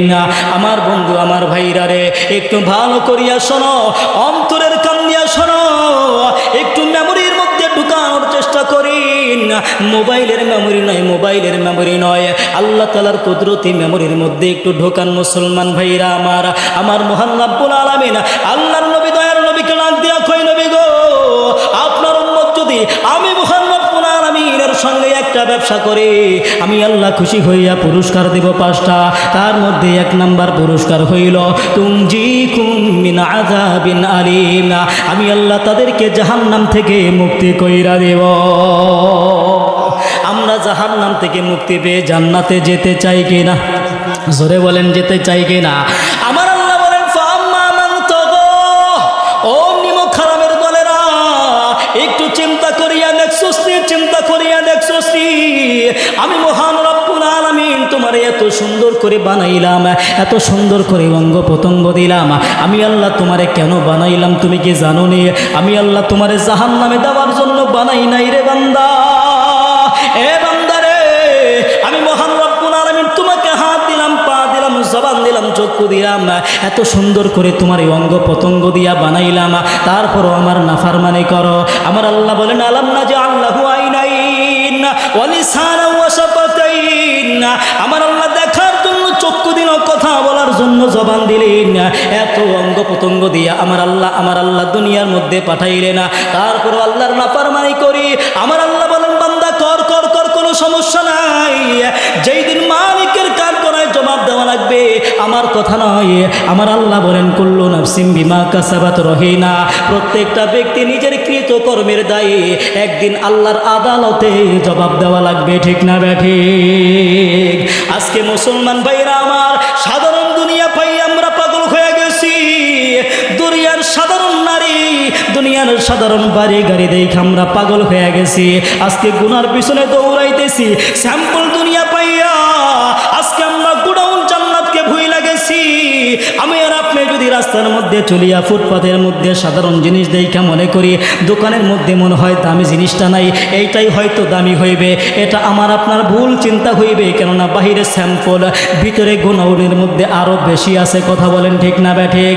তাহলে মুসলমান ভাইরা আমার, এই দুনিয়াটা হইল স্যাম্পল, গোডাউন হইল জান্নাত। ওই জান্নাত মহান রব্বুল আলামিন আমার আপনার জন্য তৈরি করেছে। ওই জান্নাতের মধ্যে মহান রব্বুল আলামিন কি পরিমাণ নিয়ামত আমার আপনার জন্য রাখছে, একটু চিন্তা করিয়া দেখেন। ওই বিষয়ে যদি আমি আলোচনা করতে যাই, আপনারা কেউ কন্ট্রোল থাকতে পারবেন না। আমি আলোচনা করব না, তবে সামান্য একটু টাচ দিয়া যেতে চাই রে মুসলমান ভাইরা আমার। মহান রব্বুল আলামিন জান্নাতের সামনে 2টা নহর তৈরি করলেন, একটা হলো পানির নহর, আরেকটা হইল দুধের নহর। কেন বানাইলেন জানেন নি? আমার মহান রব্বুল আলামিন জান্নাতের গেটের সামনে পানির নহরের জন্য তৈরি করলেন।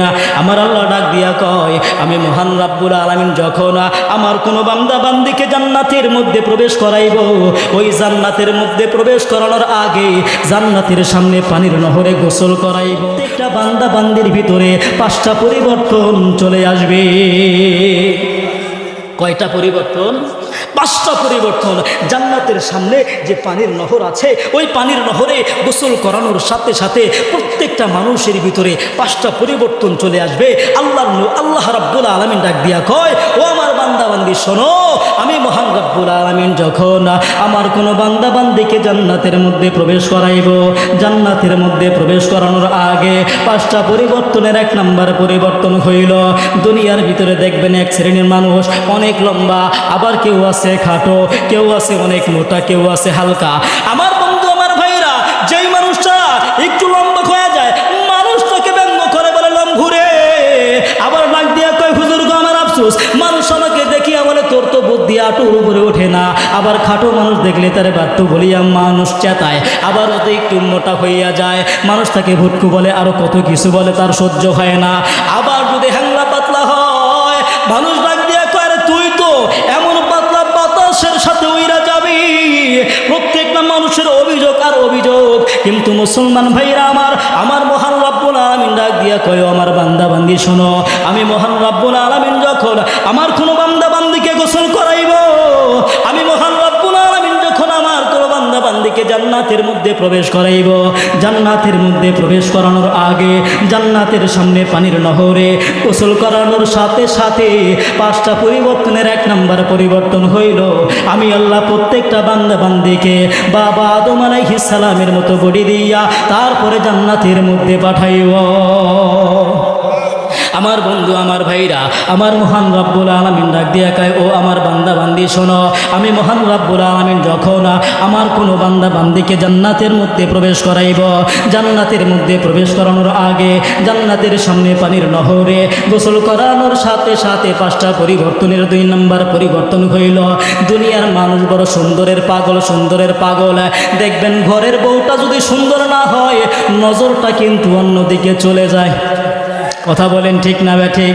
আমার বন্ধু আমার ভাইরা, দুনিয়ার ভিতরে মানুষ 4টা কারণে মানুষকে ভালোবাসে, মহাব্বত করি। 4টা গুণ যদি মানুষের মধ্যে থাকে, 4টার যে কোনো একটা যদি মানুষের মধ্যে থাকে তাহলে মানুষ মানুষকে ভালোবাসে, মহাব্বত করে। কিন্তু মুসলমান ভাইরা আমার, 4টা গুণ একসাথে কোনো মানুষের মধ্যে পাওয়া যায় না। তবে একজন মানুষ আছে যার ভিতরে আমার আল্লাহ 4টা গুণ দিয়েছে, তার নাম হলো মুহাম্মাদুর রাসূলুল্লাহ।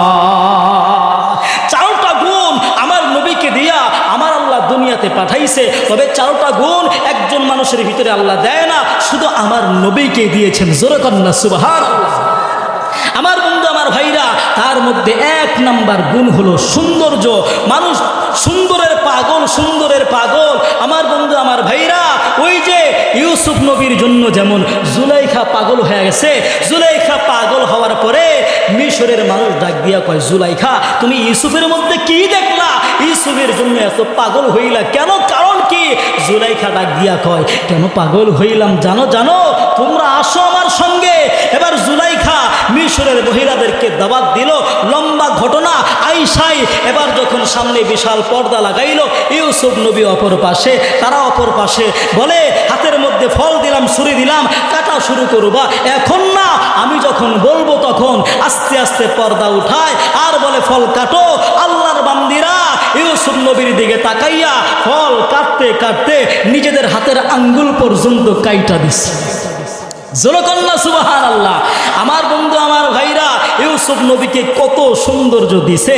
হযরতে আয়েশা সিদ্দিকা রাদিয়াল্লাহু তাআলা আনহা বলেন, ওই মজলিসের মধ্যে যদি ইউসুফ নবী না হইয়া আমার আপনার দয়ার নবী হইতো, তাহলে ওই মিশরের মহিলারা হাতের আঙ্গুল না কাইটা নিজেদের কলিজা পর্যন্ত কাইটা দিত। জোরে বলেন ঠিক না ভাই? এত সুন্দর ছিল আমার আপনার দয়ার নবী। আমার বন্ধু আমার ভাইরা, তাহলে দুনিয়ার মানুষ সুন্দরের পাগল। কথা বলেন ঠিক না ব্যাঠে? আমার বন্ধু আমার ভাইরা, আমার মহান রব্বুল আলামিন ডাক দিয়া কয় ও আমার বান্দা বান্দিরি, আফসোস করিস না, আফসোস করিস না। আমি মহান রব্বুল আলামিন যখন আমার কোন বান্দা বান্দিকে জান্নাতের মধ্যে প্রবেশ করাইব, জান্নাতের মধ্যে প্রবেশ করানোর আগে জান্নাতের সামনে পানির নহরে গোসল করানোর সাথে সাথে 5টা পরিবর্তনের 2 নাম্বার পরিবর্তন হইল। আমি আল্লাহ প্রত্যেকটা বান্দা বান্দিকে হযরতে ইউসুফ আলাইহিস সালামের মতো সৌন্দর্য বানাইয়া তারপরে জান্নাতের মধ্যে পাঠাইব। আমার বন্ধু আমার ভাইরা, এবার মহান রব্বুল আলামিন ডাক দিয়া কয়, ও আমার বান্দা বান্দিরে শোনো শোনো, আফসোস কইরো না। আমি মহান রব্বুল আলামিন যখন আমার কোনো বান্দা বান্দিকে জান্নাতের মধ্যে প্রবেশ করাইব, জান্নাতের মধ্যে প্রবেশ করানোর আগে 5টা পরিবর্তনের 3 নাম্বার পরিবর্তন হইল। আর দুনিয়ার মানুষগুলো ডাক দিয়া বলবে, মালিক ওগো আল্লাহ, এত লম্বা করে বাড়াইলা, এত সৌন্দর্য দিলা, কিন্তু মালিক রে, আমাদের কণ্ঠ যদি দুনিয়ার একজন সুন্দর কণ্ঠওয়ালা বা হাফিজুর রহমান সিদ্দিকী বা কলরব শিল্পীদের আবু রায়হানের মতো এত সুন্দর বানাইয়া দিতা, কতই না ভালো হইতো, কতই না ভালো হইতো। আমার মহান রব্বুল আলামিন ডাক দিয়া কয়, ও বান্দা বান্দিরে, আফসোস করিস না, আফসোস করিস না। আমি মহান রব্বুল আলামিন যখন তোমাকে জান্নাতের মধ্যে পাঠাইব, প্রত্যেকটা বান্দা বান্দিকে জান্নাতের মধ্যে প্রবেশ করানোর আগে জান্নাতের সামনে পানির নহরে গোসল করানোর সাথে সাথে 5টা পরিবর্তনের 4 নাম্বার পরিবর্তন হইল, 3 নাম্বার পরিবর্তন হইল। আমি মহান রব্বুল আলামিন প্রত্যেকটা বান্দা বান্দিকে হযরতে দাউদ আলাইহিস সালামের কণ্ঠ দিয়া তারপরে জান্নাতের মধ্যে পাঠাইব। জোরে কন্যা সুবহানাল্লাহ। আমার বন্ধু আমার ভাইরা, দাউদ নবীর কণ্ঠ শোনার জন্য আকাশের পাখি দৌড়ে আসে, সমুদ্রের মাছ পর্যন্ত দৌড়ে আসে, গর্তের পিপিলিকা পর্যন্ত দৌড়ে আসে। কথা বলেন ঠিক না ব্যাঠে? এত সুন্দর কণ্ঠ দিয়া আল্লাহ আমাকে আপনাকে জান্নাতের মধ্যে পাঠাইবে, খুশি না বেজার? জোরে বলেন, খুশি না বেজার? আমার বন্ধু আমার ভাইরা, আমি আপনাদের কাছে বলতে চাই, একটু ভালো করিয়া শোনেন। এ মুসলমান বন্ধুরি, একটু ভালো করিয়া শোনো। আমার ভাইরা রে, আমি আপনাদের কাছে বলতে চাই, মহান রব্বুল আলামিন ডাক দিয়া কয়, বান্দা বান্দিরে, আমি মহান রব্বুল আলামিন যখন আমার কোনো বান্দা বান্দিকে জান্নাতের মধ্যে প্রবেশ করাইব, জান্নাতের মধ্যে প্রবেশ করানোর আগে 5টা পরিবর্তনের 4 নাম্বার পরিবর্তন হইল। দুনিয়ার ভিতরে দেখবেন ইলেকশন আওয়ার আসার আগে এক শ্রেণীর মানুষ স্লোগান দেয়, আমার ভাইয়ের চরিত্র ফুলের মতো পবিত্র, নামাজ পড়ে না একক তো। কথা বলেন ঠিক না ব্যাঠি? আই হাই দেখবেন তার কাছে আপনি গেছেন, এই সমস্যা, ঠিক আছে, হুজুর গেছে, ঠিক আছে, এলাকার মানুষ গেছে, ঠিক আছে। আমার বন্ধু আমার ভাইরা, যে যেইটা বলে সেইটাই ঠিক, যার কাছে সব ঠিক তার নাম হইল মুনাফিক। কথা বলেন ঠিক না ব্যাঠিক? আমার আল্লাহ ডাক দিয়া কয়, বান্দা বান্দি, এইরকম মুনাফিক মার্কা চরিত্র দিয়া আমি আল্লাহ তোমারে জান্নাতের মধ্যে পাঠাইব না, বরঞ্চ আমি আল্লাহ যখন জান্নাতের মধ্যে তোমারে পাঠাইব, জান্নাতে প্রবেশ করানোর আগে জান্নাতের সামনে পানির নহরে গোসল করানোর সাথে সাথে 5টা পরিবর্তনের 4 নাম্বার পরিবর্তন হইল। আমি আল্লাহ প্রত্যেকটা বান্দা বান্দিকে মুহাম্মাদুর রাসূলুল্লাহ সাল্লাল্লাহু আলাইহি ওয়াসাল্লামের চরিত্র দিয়া তারপরে জান্নাতের মধ্যে পাঠাইব। আমার বন্ধু আমার ভাইরা, আমার নবী দয়ার নবীর চরিত্র কেমন, এই দিকে যদি আলোচনা করতে চাই আরো ঘন্টার পরে ঘন্টা চলে যাবে, সেদিকে আমি যাব না। আমার বন্ধু আমার ভাইরা, আমাকে সময় দিয়েছে 12:30, এখন 12:30 বেজে 12:30 বেজে গেছে। এখন দোয়া করে দিই, কি বলেন? না আরেকটু চলবে? আরেকটু চলবে? হ্যাঁ, 12:30 বেজে গেছে। আবার ফজরের নামাজ বাদ দিবেন, কে কে হাত তুলেন? হ্যাঁ, দেখা যায় ওয়াজ শুনতে গেলেন, ওয়াজ শুনলেন, ফজরের নামাজ বাদ দিয়া না টেনে ঘুমায়া গেলেন, তাহলে এর দ্বারা ফায়দা হবে? যদি এমন কারো মনে হয় যে হুজুর আমি আলোচনা শুনলে ফজরের নামাজ পড়তে পারবো না, তাদের জন্য অনুমতি আছে, চলে যাবে। ওয়াজ শোনা আপনার জন্য ফরজ নয়, কিন্তু ফজরের নামাজ পড়া কি ফরজ? পড়তে হবে, না পড়লে কি হবে? এই ওয়াজের কোনো ফায়দা হবে। এজন্য যদি এমন কারো মনে হয় যে আমি যদি সারা রাত্র আলোচনা শুনি বা আরও আলোচনা শুনি আমার ফজরের নামাজ পড়তে কষ্ট হবে, তাদের জন্য অনুমতি আছে, চলে যাবে। তবে নিয়ত করতে হবে, ইনশাল্লাহ আমরা সবাই ফজরের নামাজ পড়বো। আল্লাহ আমাদেরকে তৌফিক দান করুক, জোরে বলেন আমিন। কেননা আমরা তো মুসলমান, নামাজ ছাড়া আমাদের কোনো গতি আছে? হ্যাঁ, নামাজের মাধ্যমে চাইবো কার কাছে? জোরে বলেন, নাকি নেতার কাছে, দুনিয়ার কারো কাছে চাইবো? আল্লাহর কাছে চাইতে হবে। আমার বন্ধু আমার ভাইরা, আর অল্প সময় আলোচনা করব, আমরা ধৈর্য সহকারে বসবো ইনশাআল্লাহ। আমার বন্ধু, আমার ভাইরা, আমার মহান রব্বুল আলামিন ডাক দিয়া কয়, বান্দা বান্দি রে, ও আমার বান্দা বান্দি শোনো, আমি মহান রব্বুল আলামিন আমার কোনো বান্দা বান্দিকে যখন জান্নাতের মধ্যে প্রবেশ করাইব, জান্নাতের মধ্যে প্রবেশ করানোর আগে জান্নাতের সামনে পানির নহরে গোসল করানোর সাথে সাথে 5টা পরিবর্তনের 5 নাম্বার পরিবর্তন হইল। দুনিয়ার মানুষ দেখবেন বুড়া হইতে হইতে হইতে এত বুড়া হইছে, লম্বা একটা মানুষ, মাজাটা এত বাঁকা হইছে, লাঠি ভর দিয়া এইভাবে চলে, আছে না? লাঠি ভর দিয়া চলে, বৃদ্ধ হয়ে গেছে। কিন্তু আফসোস আফসোস, এক শ্রেণীর বৃদ্ধ বাবা দেখবেন 70 বছর, 80 বছর, 100 বছর হয়ে গেছে, কোনোদিন মসজিদে।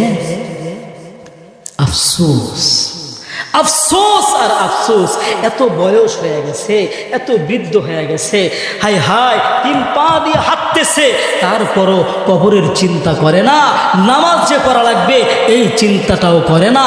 দেখবেন এরকম অনেক মানুষ আপনি সমাজের ভিতরে দেখবেন, লাঠি ভর দিয়া গোটা দুনিয়াটা সে ঘুরতে পারে, চায়ের দোকানে গিয়া আড্ডাও দিতে পারে, কিন্তু নামাজে আসতে পারে না। দেখবেন মসজিদে যখন আজান দেয়, আপনাদের সমাজের 4 হাফেজ হুজুরের ছাত্র, জোরে কোন আলহামদুলিল্লাহ, জোরে কোন আলহামদুলিল্লাহ, হুজুর সহ ছাত্ররা সহ যখন গিয়া দাওয়াত দেয়, চাচা মসজিদের মধ্যে আজান হয়েছে, চলেন না নামাজটা পড়ে আসি।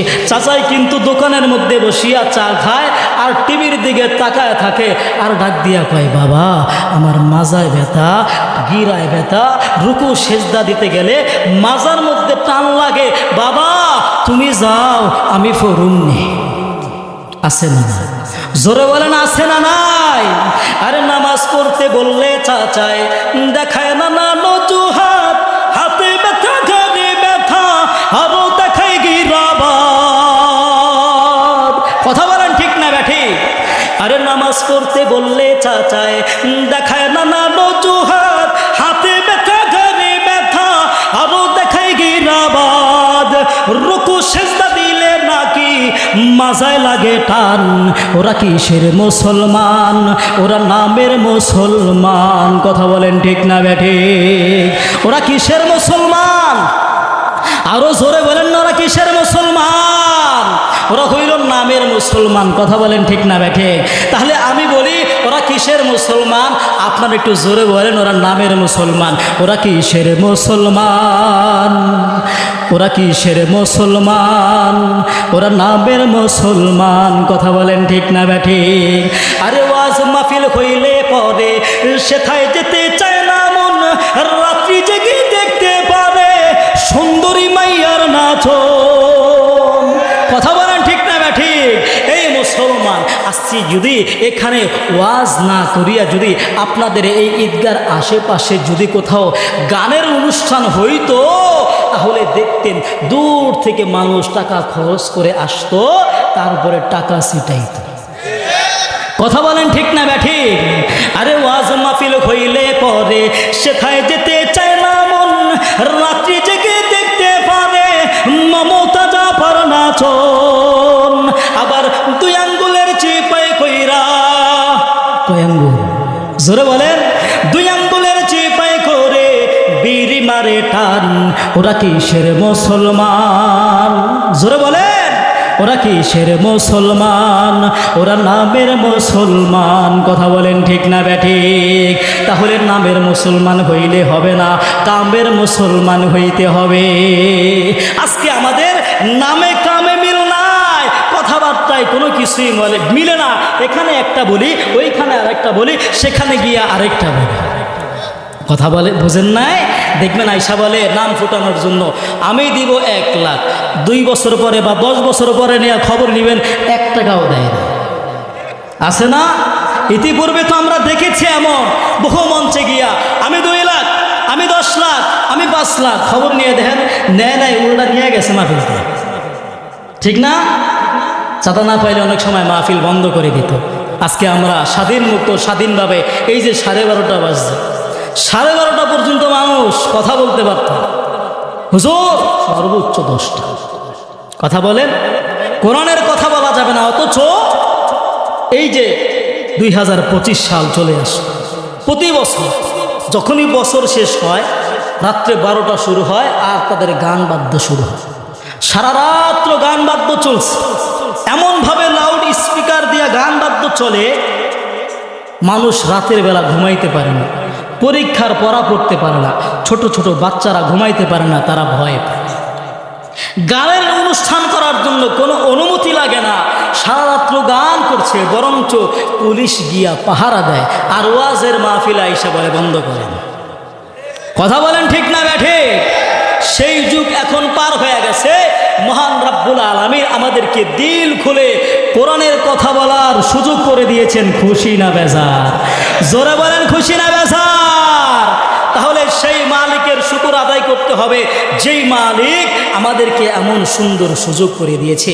কত বলেছি আল্লাহ এ জালিমকে দূর করো, দূর করো। আমরা কোনোদিন আল্লাহকে বলি নাই আল্লাহ এ জালিমকে দেশ থেকে খেদায় দাও, বলছি? জোরে বলেন বলছি?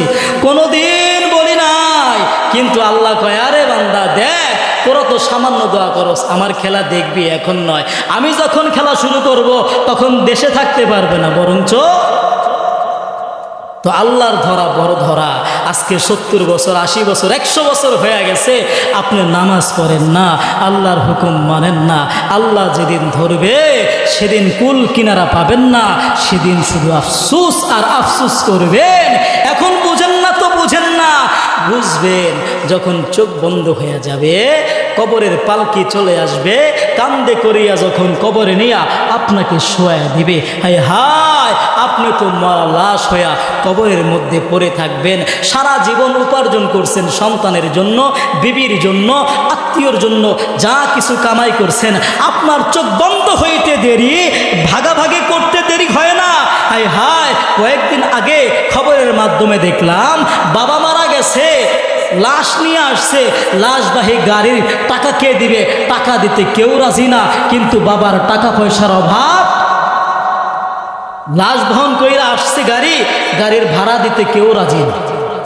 তাহলে কার জন্য কষ্ট করেন, কার জন্য পরিশ্রম করেন?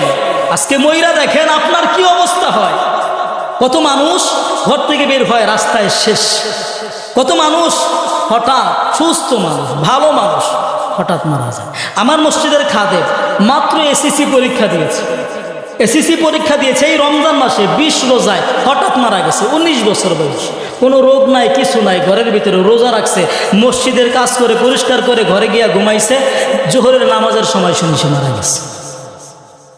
তো মরণের কোনো গ্যারান্টি নাই। আজকে আপনার বয়স কম হইতে পারে, চিন্তা করতে পারেন যখন দাড়ি হবে, দাড়ি পাকবে, তখন নামাজ পড়বো, নামাজি হব, মসজিদে পড়ে থাকবো।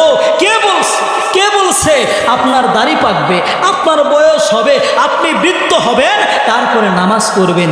কে বলছে এই সুযোগ আপনি পাবেন? হাই হাই এখনই সময়, এখনই নিয়ত করতে হবে, এখনই খালেজভাবে তওবা করতে হবে, সকল গুনাহ থেকে বের হয়ে আইসা আল্লাহর পথে চলতে হবে। 2 হাত উঠায়া আমার মালিক আল্লাহকে দেখায় দেন, আল্লাহ আমাদেরকে তুমি পাক্কা নামাজি বানায় দাও। আল্লাহ আমরা তো গুনাহগার বান্দা, গুনার পিছনে দৌড়াই, যদি আল্লাহ ভুল করে কখনো কোনো সময় ভুল পথে চলে যাই, আল্লাহ তুমি দয়া করে মায়া করে আমাদেরকে সঠিক রাস্তা দেখায়া দিও। জোরে কন আমিন। আমরা কেউ বেঈমান হয়ে মরতে চাই? মরতে চাই না। আল্লাহ আমরা বেঈমান হতে চাই না, বেঈমান হয়ে মরতেও চাই না। আল্লাহ তোমার কবরের আযাব সহ্য করার মতো ক্ষমতা আমাদের নাই। আল্লাহ ওই কবরে যাওয়ার আগে আমাদেরকে তুমি পাক্কা মুমিন মুসলমান বানায়। সবাই হাত নামান আমার বন্ধু, আমার ভাইরা। আবারও বলছি, নামাজ পড়তে হবে, নামাজ ছাড়া যাবে না। আপনি বৃদ্ধ হয়ে গেছেন, অনেক বয়স হয়ে গেছে, মনে আসেনি আল্লাহ রাব্বুল আলামিন পুরস্কার দিবে কয়টা? 5টা পুরস্কারের দিকে আসতেছি। তার আগে মহান রাব্বুল আলামিন বলে গোসল করানোর সাথে সাথে কয়টা পরিবর্তন হবে? কয়টা? 5টা পরিবর্তনের কয় নাম্বার পরিবর্তন চলছে? 5 নাম্বার। আমার বন্ধু, আমার ভাইরা রে, আমার মহান রাব্বুল আলামিন ডাক দিয়া কয় বান্দা বান্দি রে, শোনো শোনো শোনো, তুমি তো বুড়া হইতে হইতে অনেক বুড়া হইয়া গেলা।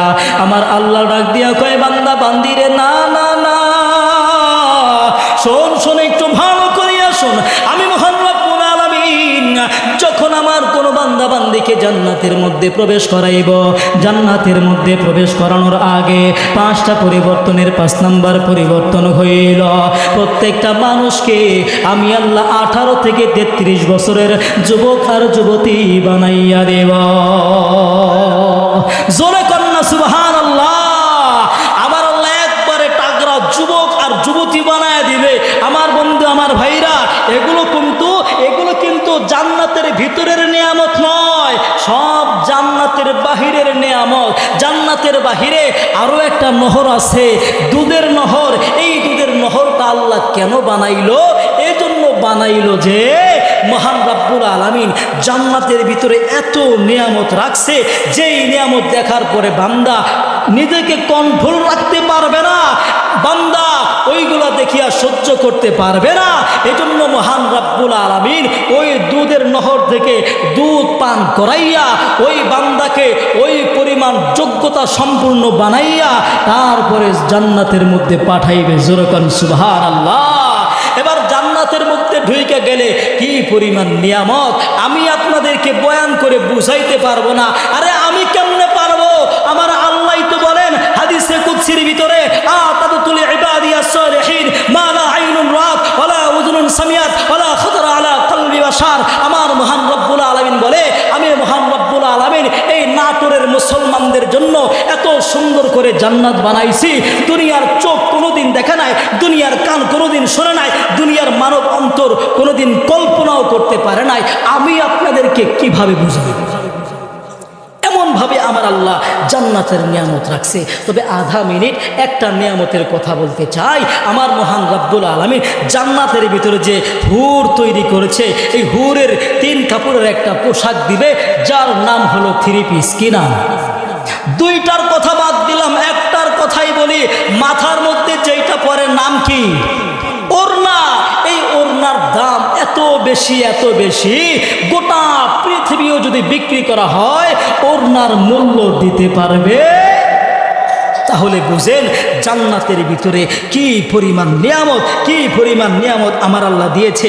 ওই জান্নাতে আমরা যেতে চাই কিনা? জোরে বলেন, যেতে চাই কিনা? কেমনে চাই, কেমনে চাই? ছোট্ট একটা বাংলাদেশ, দলের কোনো অভাব নাই।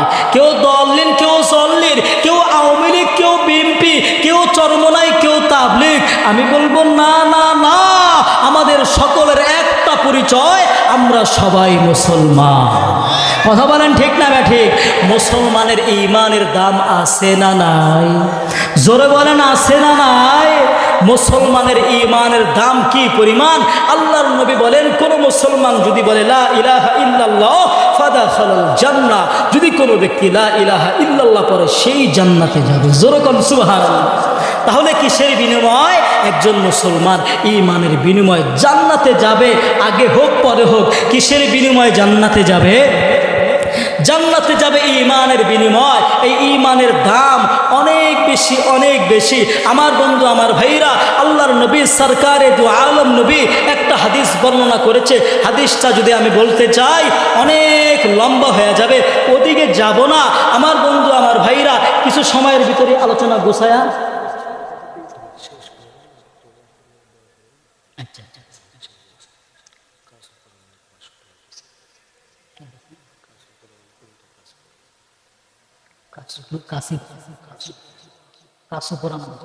কাসুপরামানিক 500 টাকা মাফিল।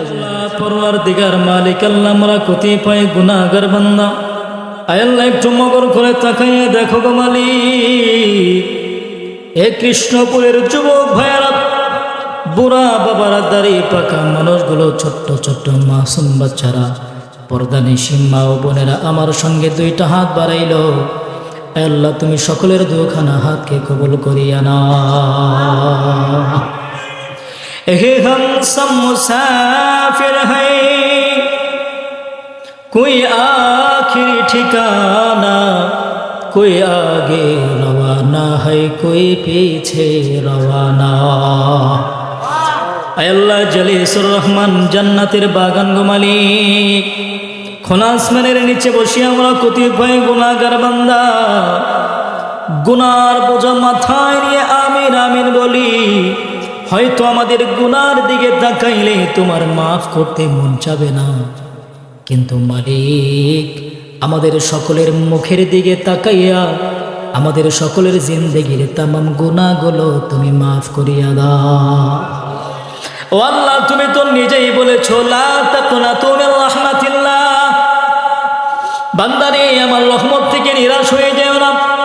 মাবুদ, তোমার রহমতের চক্ষু দ্বারা তাকাইয়া দেখো কত মাসুম বাচ্চারা, কত যুবক ভাইয়েরা, কত পর্দানিশীল মা ও বোনেরা, কত চুল পাকা দাড়ি পাকা বাবাজিরা হাত বাড়াইয়া আমিন আমিন বলি। এতগুলো মানুষের মধ্য থেকে যার হাতখানা তোমার পছন্দ হয়, ওই হাতের উসিলা করে আজকের মাহফিলকে তুমি কবুল করিয়া না। আল্লাহ, মগর করে তাকায় দেখো মালিক, যুবক ভাইয়েরা মাহফিলের আয়োজন করেছি। আজকে যদি আমি সারা রাত্র আলোচনা করতাম, আমার বাবাজিরা মাথা গুটাইয়া বাড়ি যাইতো না, কিন্তু মালিক দুর্ব ব্যবস্থার কারণে বলা হয় নাই গো আল্লাহ। যতটুকু আলোচনা করলাম শুনলাম গো মালিকের মধ্যে তুমি পরিপূর্ণ বরকত দান করিয়া দাও। আল্লাহ, আমাদেরকে তোমার হুকুম মেনে চলার তৌফিক দান করিয়া দাও।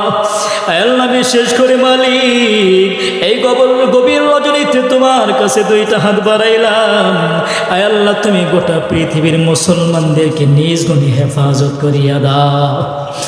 আল্লাহ, মুসলমানদের রিজিকের মধ্যে বরকত দান করিয়া দাও। আল্লাহ, বিশেষ করে মালিক অত্র এলাকার কত যুবক ভাইয়েরা প্রবাসের মধ্যে বসবাস করে গো আল্লাহ, ওই প্রবাসী ভাইদেরকে আল্লাহ তুমি সুখে শান্তিতে রাখো। আল্লাহ, সকল প্রকার বিপদ আপদ বালা মুসিবত থেকে নিজ গুণে হেফাজত করিও। আল্লাহ, কত প্রবাসী ভাইয়েরা কত কষ্ট করে, আল্লাহ দেখা যায় পবিত্র ঈদের দিন পর্যন্ত ভালো খাবার খাইতে পারে না, ভালো একটা জামাও গায়ে দেয় না। ঈদের দিন মোবাইলের মাধ্যমে মাকে ফোন করিয়া কয়, মা গো আজকে অনেক দামি দামি খাবার খেয়েছি, আজকে আমার ছুটি, কোনো কাজ নাই। কিন্তু অপর দিকে দেখা যায় ঈদের দিন পর্যন্ত কষ্ট করে পরিশ্রম করে। এরকম কত প্রবাসী কত যুবক ভাইয়েরা, আল্লাহ তাদেরকে তুমি তোমার দিনের জন্য কবুল করিয়া নাও। আল্লাহ, যেই উদ্দেশ্যে বিদেশের জমিনে গিয়েছে আল্লাহ উদ্দেশ্য পূর্ণ করার তৌফিক দান করিয়া দাও। আল্লাহ, বিশেষ করে মালিক আজ থেকে যত মুমিন মুমিনাত, মুসলিমিন মুসলিমাত, মুমিনিন মুমিনাত, আমিরুল মুজাহিদিন খেলাফায়ে রাশিদিন, আল্লাহ আদম নবী থেকে নিয়ে আজ পর্যন্ত যত নরনারী অন্ধকার খবরের মধ্যে চলে গেছি, আল্লাহ সকলকে নিজ গুণে মাফ করে তাদের কবরকে তুমি জান্নাতের বাগান বানাইয়া দাও। আল্লাহ, বিশেষ করে মালিক আমরা কত মানুষ হাত বাড়াইছি, আল্লাহ জানে না কার জানা জনম দুঃখিনী মা নাই, আল্লাহ কার জানো বাবা নাই, আল্লাহ কে যেন নিজের হাতে মা বাবাকে কবরের মধ্যে শোয়া দিছে। আল্লাহ, কে যেন মা বইলা ডাকতে পারে না, আল্লাহ কে যেন বাবা বইলা ডাকতে পারে না। আল্লাহ, ঘরের মধ্যে প্রবেশ করলে মায়ের বিছানা খালি পইরা থাকি, আল্লাহ মাকে দেখা যায় না। আল্লাহ, যেই মা সন্তানের জন্য এত কষ্ট করলেন, আল্লাহ 10 মাস 10 দিন যেই মা গর্ভে ধারণ করলেন, যেই মা নিজে না খাইয়া তোমারে আবারে খাওয়াইলো, আজকে ওই মা বাঁশবাগানে মাটির নিচে ঘুমায় আছে। আল্লাহ জানে না মায়ের কবরের কি অবস্থা। আল্লাহ, তুমি মাকে মাফ করিয়া মায়ের কবরকে জান্নাতের বাগান বানাইয়া দাও। আল্লাহ, রাস্তাঘাটে চলতে গেলে কত মানুষ দেখি, কিন্তু বাবার মতো কাউরে দেখি না। আল্লাহ, দুনিয়ার জমিনে সন্তান যদি মুসিবতের মধ্যে পড়িয়া যায়, সর্বপ্রথম বাবা দৌড়ায় আসে। আজকে বাবা নাই, বাবা অন্ধকার কবরের মধ্যে চইলা গেছে। আল্লাহ, কত ঈদের দিন বাবা মা পার করছে, কত ঈদের দিন বাবা সিরা স্যান্ডেল পরছে, সিরা জামা গায়ে দিছে, কিন্তু সন্তানদের নতুন জামা কাপড় কিনা দিছে। নিজের কথা ভাবে না। আজকে ওই মা বাবা কবরে, আল্লাহ যেই মা বাবা এত কষ্ট করে আমাদেরকে লালন পালন করলো, ওই মা বাবাকে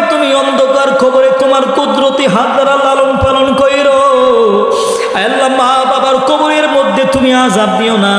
আয় আল্লাহ মা বাবাকে তুমি নিজ গুণে মাফ করিয়া দাও। আয় আল্লাহ বিশেষ করে মালিক এখানে কত মানুষ হাত উঠিয়েছি, কেউ মা বাবার জন্য, কেউ দাদা দাদি নানা নানি শ্বশুর শাশুড়ি বন্ধু বান্ধব আত্মীয় স্বজনের জন্য যে যেই নিয়তে আল্লাহ তোমার কাছে হাত বাড়িয়েছে। আয় আল্লাহ কেউ বা চাকরি নকরি হয় না, ব্যবসা বাণিজ্যে বরকত হয় না, বিপদ আপদ দূর হয় না, মনের আশা পূর্ণ হয় না। আয় আল্লাহ আমি দোয়া করে দিলাম তুমি সকলের মনের আশা জয় জায়গা পূর্ণ করিয়া দাও। আয় আল্লাহ বিশেষ করে মালিক আমরা যারা হাত উঠিয়েছি আল্লাহ আমাদেরকে তুমি কবুল করিয়া নাও। আয় আল্লাহ আজকের মাহফিলকে কবুল করিয়া নাও। আয় আল্লাহ কৃষ্ণপুরের প্রত্যেকটা যুবকদেরকে কবুল করিয়া নাও। আয় আল্লাহ কৃষ্ণপুরের প্রত্যেকটা মুসলমানকে তুমি কবুল করিয়া নাও। আয় আল্লাহ সকলকে তুমি নামাজি দিনদার পরহেজগার আল্লাহ ওয়ালা বুজুর্গ বানায়া দাও। আল্লাহ মা বোনদেরকে পর্দা নিশি বানায়া দাও। আল্লাহ মা বোনদেরকে আল্লাহ তোমার হুকুম মেনে চলার তৌফিক দান করিয়া দাও, স্বামীর খেদমত করার তৌফিক দান করিয়া দাও। আল্লাহ বাধ্য সন্তানদেরকে মা বাবার বাধ্য সন্তান বানাইয়া দাও। আয় আল্লাহ তোমার কাছে ফরিয়াদ করি গো মালিক এই মাহফিলকে তুমি কবুল করিয়া নাও। বিশেষ করে মালিক এই মাহফিলকে তুমি কিয়ামত পর্যন্ত কবুল করিয়া নাও। যে সকল যুবক ভাইয়েরা মাহফিলের জন্য পরিশ্রম করলো আয় আল্লাহ যুবক ভাইদের পরিশ্রমকে কবুল করিয়া নাও। আয় আল্লাহ সকলের নাম বলা সম্ভব নয়, আয় আল্লাহ তুমি সকল যুবক ভাইদেরকে কবুল করিয়া নাও। এইরকম দিনই খেদমত বেশি বেশি করার তৌফিক দান করিয়া দাও। আয় আল্লাহ মুরব্বী বাবাদেরকেও তুমি কবুল করিয়া নাও। অত এলাকা থেকে আল্লাহ আযাব গজব মুসিবত তুমি উঠায় নাও।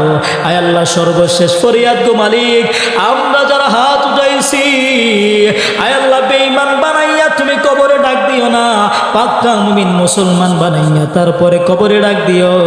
আল্লাহ আমরা যারা হাত উঠিয়েছি আল্লাহ সামনে রমজান আসতেছি, রমজান পর্যন্ত হায়াতকে বৃদ্ধি করে দিও, রমজানের রোজাগুলো পালন করার তৌফিক দান করে দিও। আয় আল্লাহ বিশেষ করে মালিক জীবনে একবার হলেও মক্কা মদিনা জিয়ারত করার তৌফিক দান করিয়া দাও। জান্নাত ও দোজখ से यार अब क्या करो, आरज़ू है मैं तुझे देखा करो। सुबहान रब्बिका रब्बिल इज़्ज़ति अम्मा यसिफून व सलामुन अलल मुरसलीन वल्हम्दुलिल्लाहि रब्बिल आलमीन।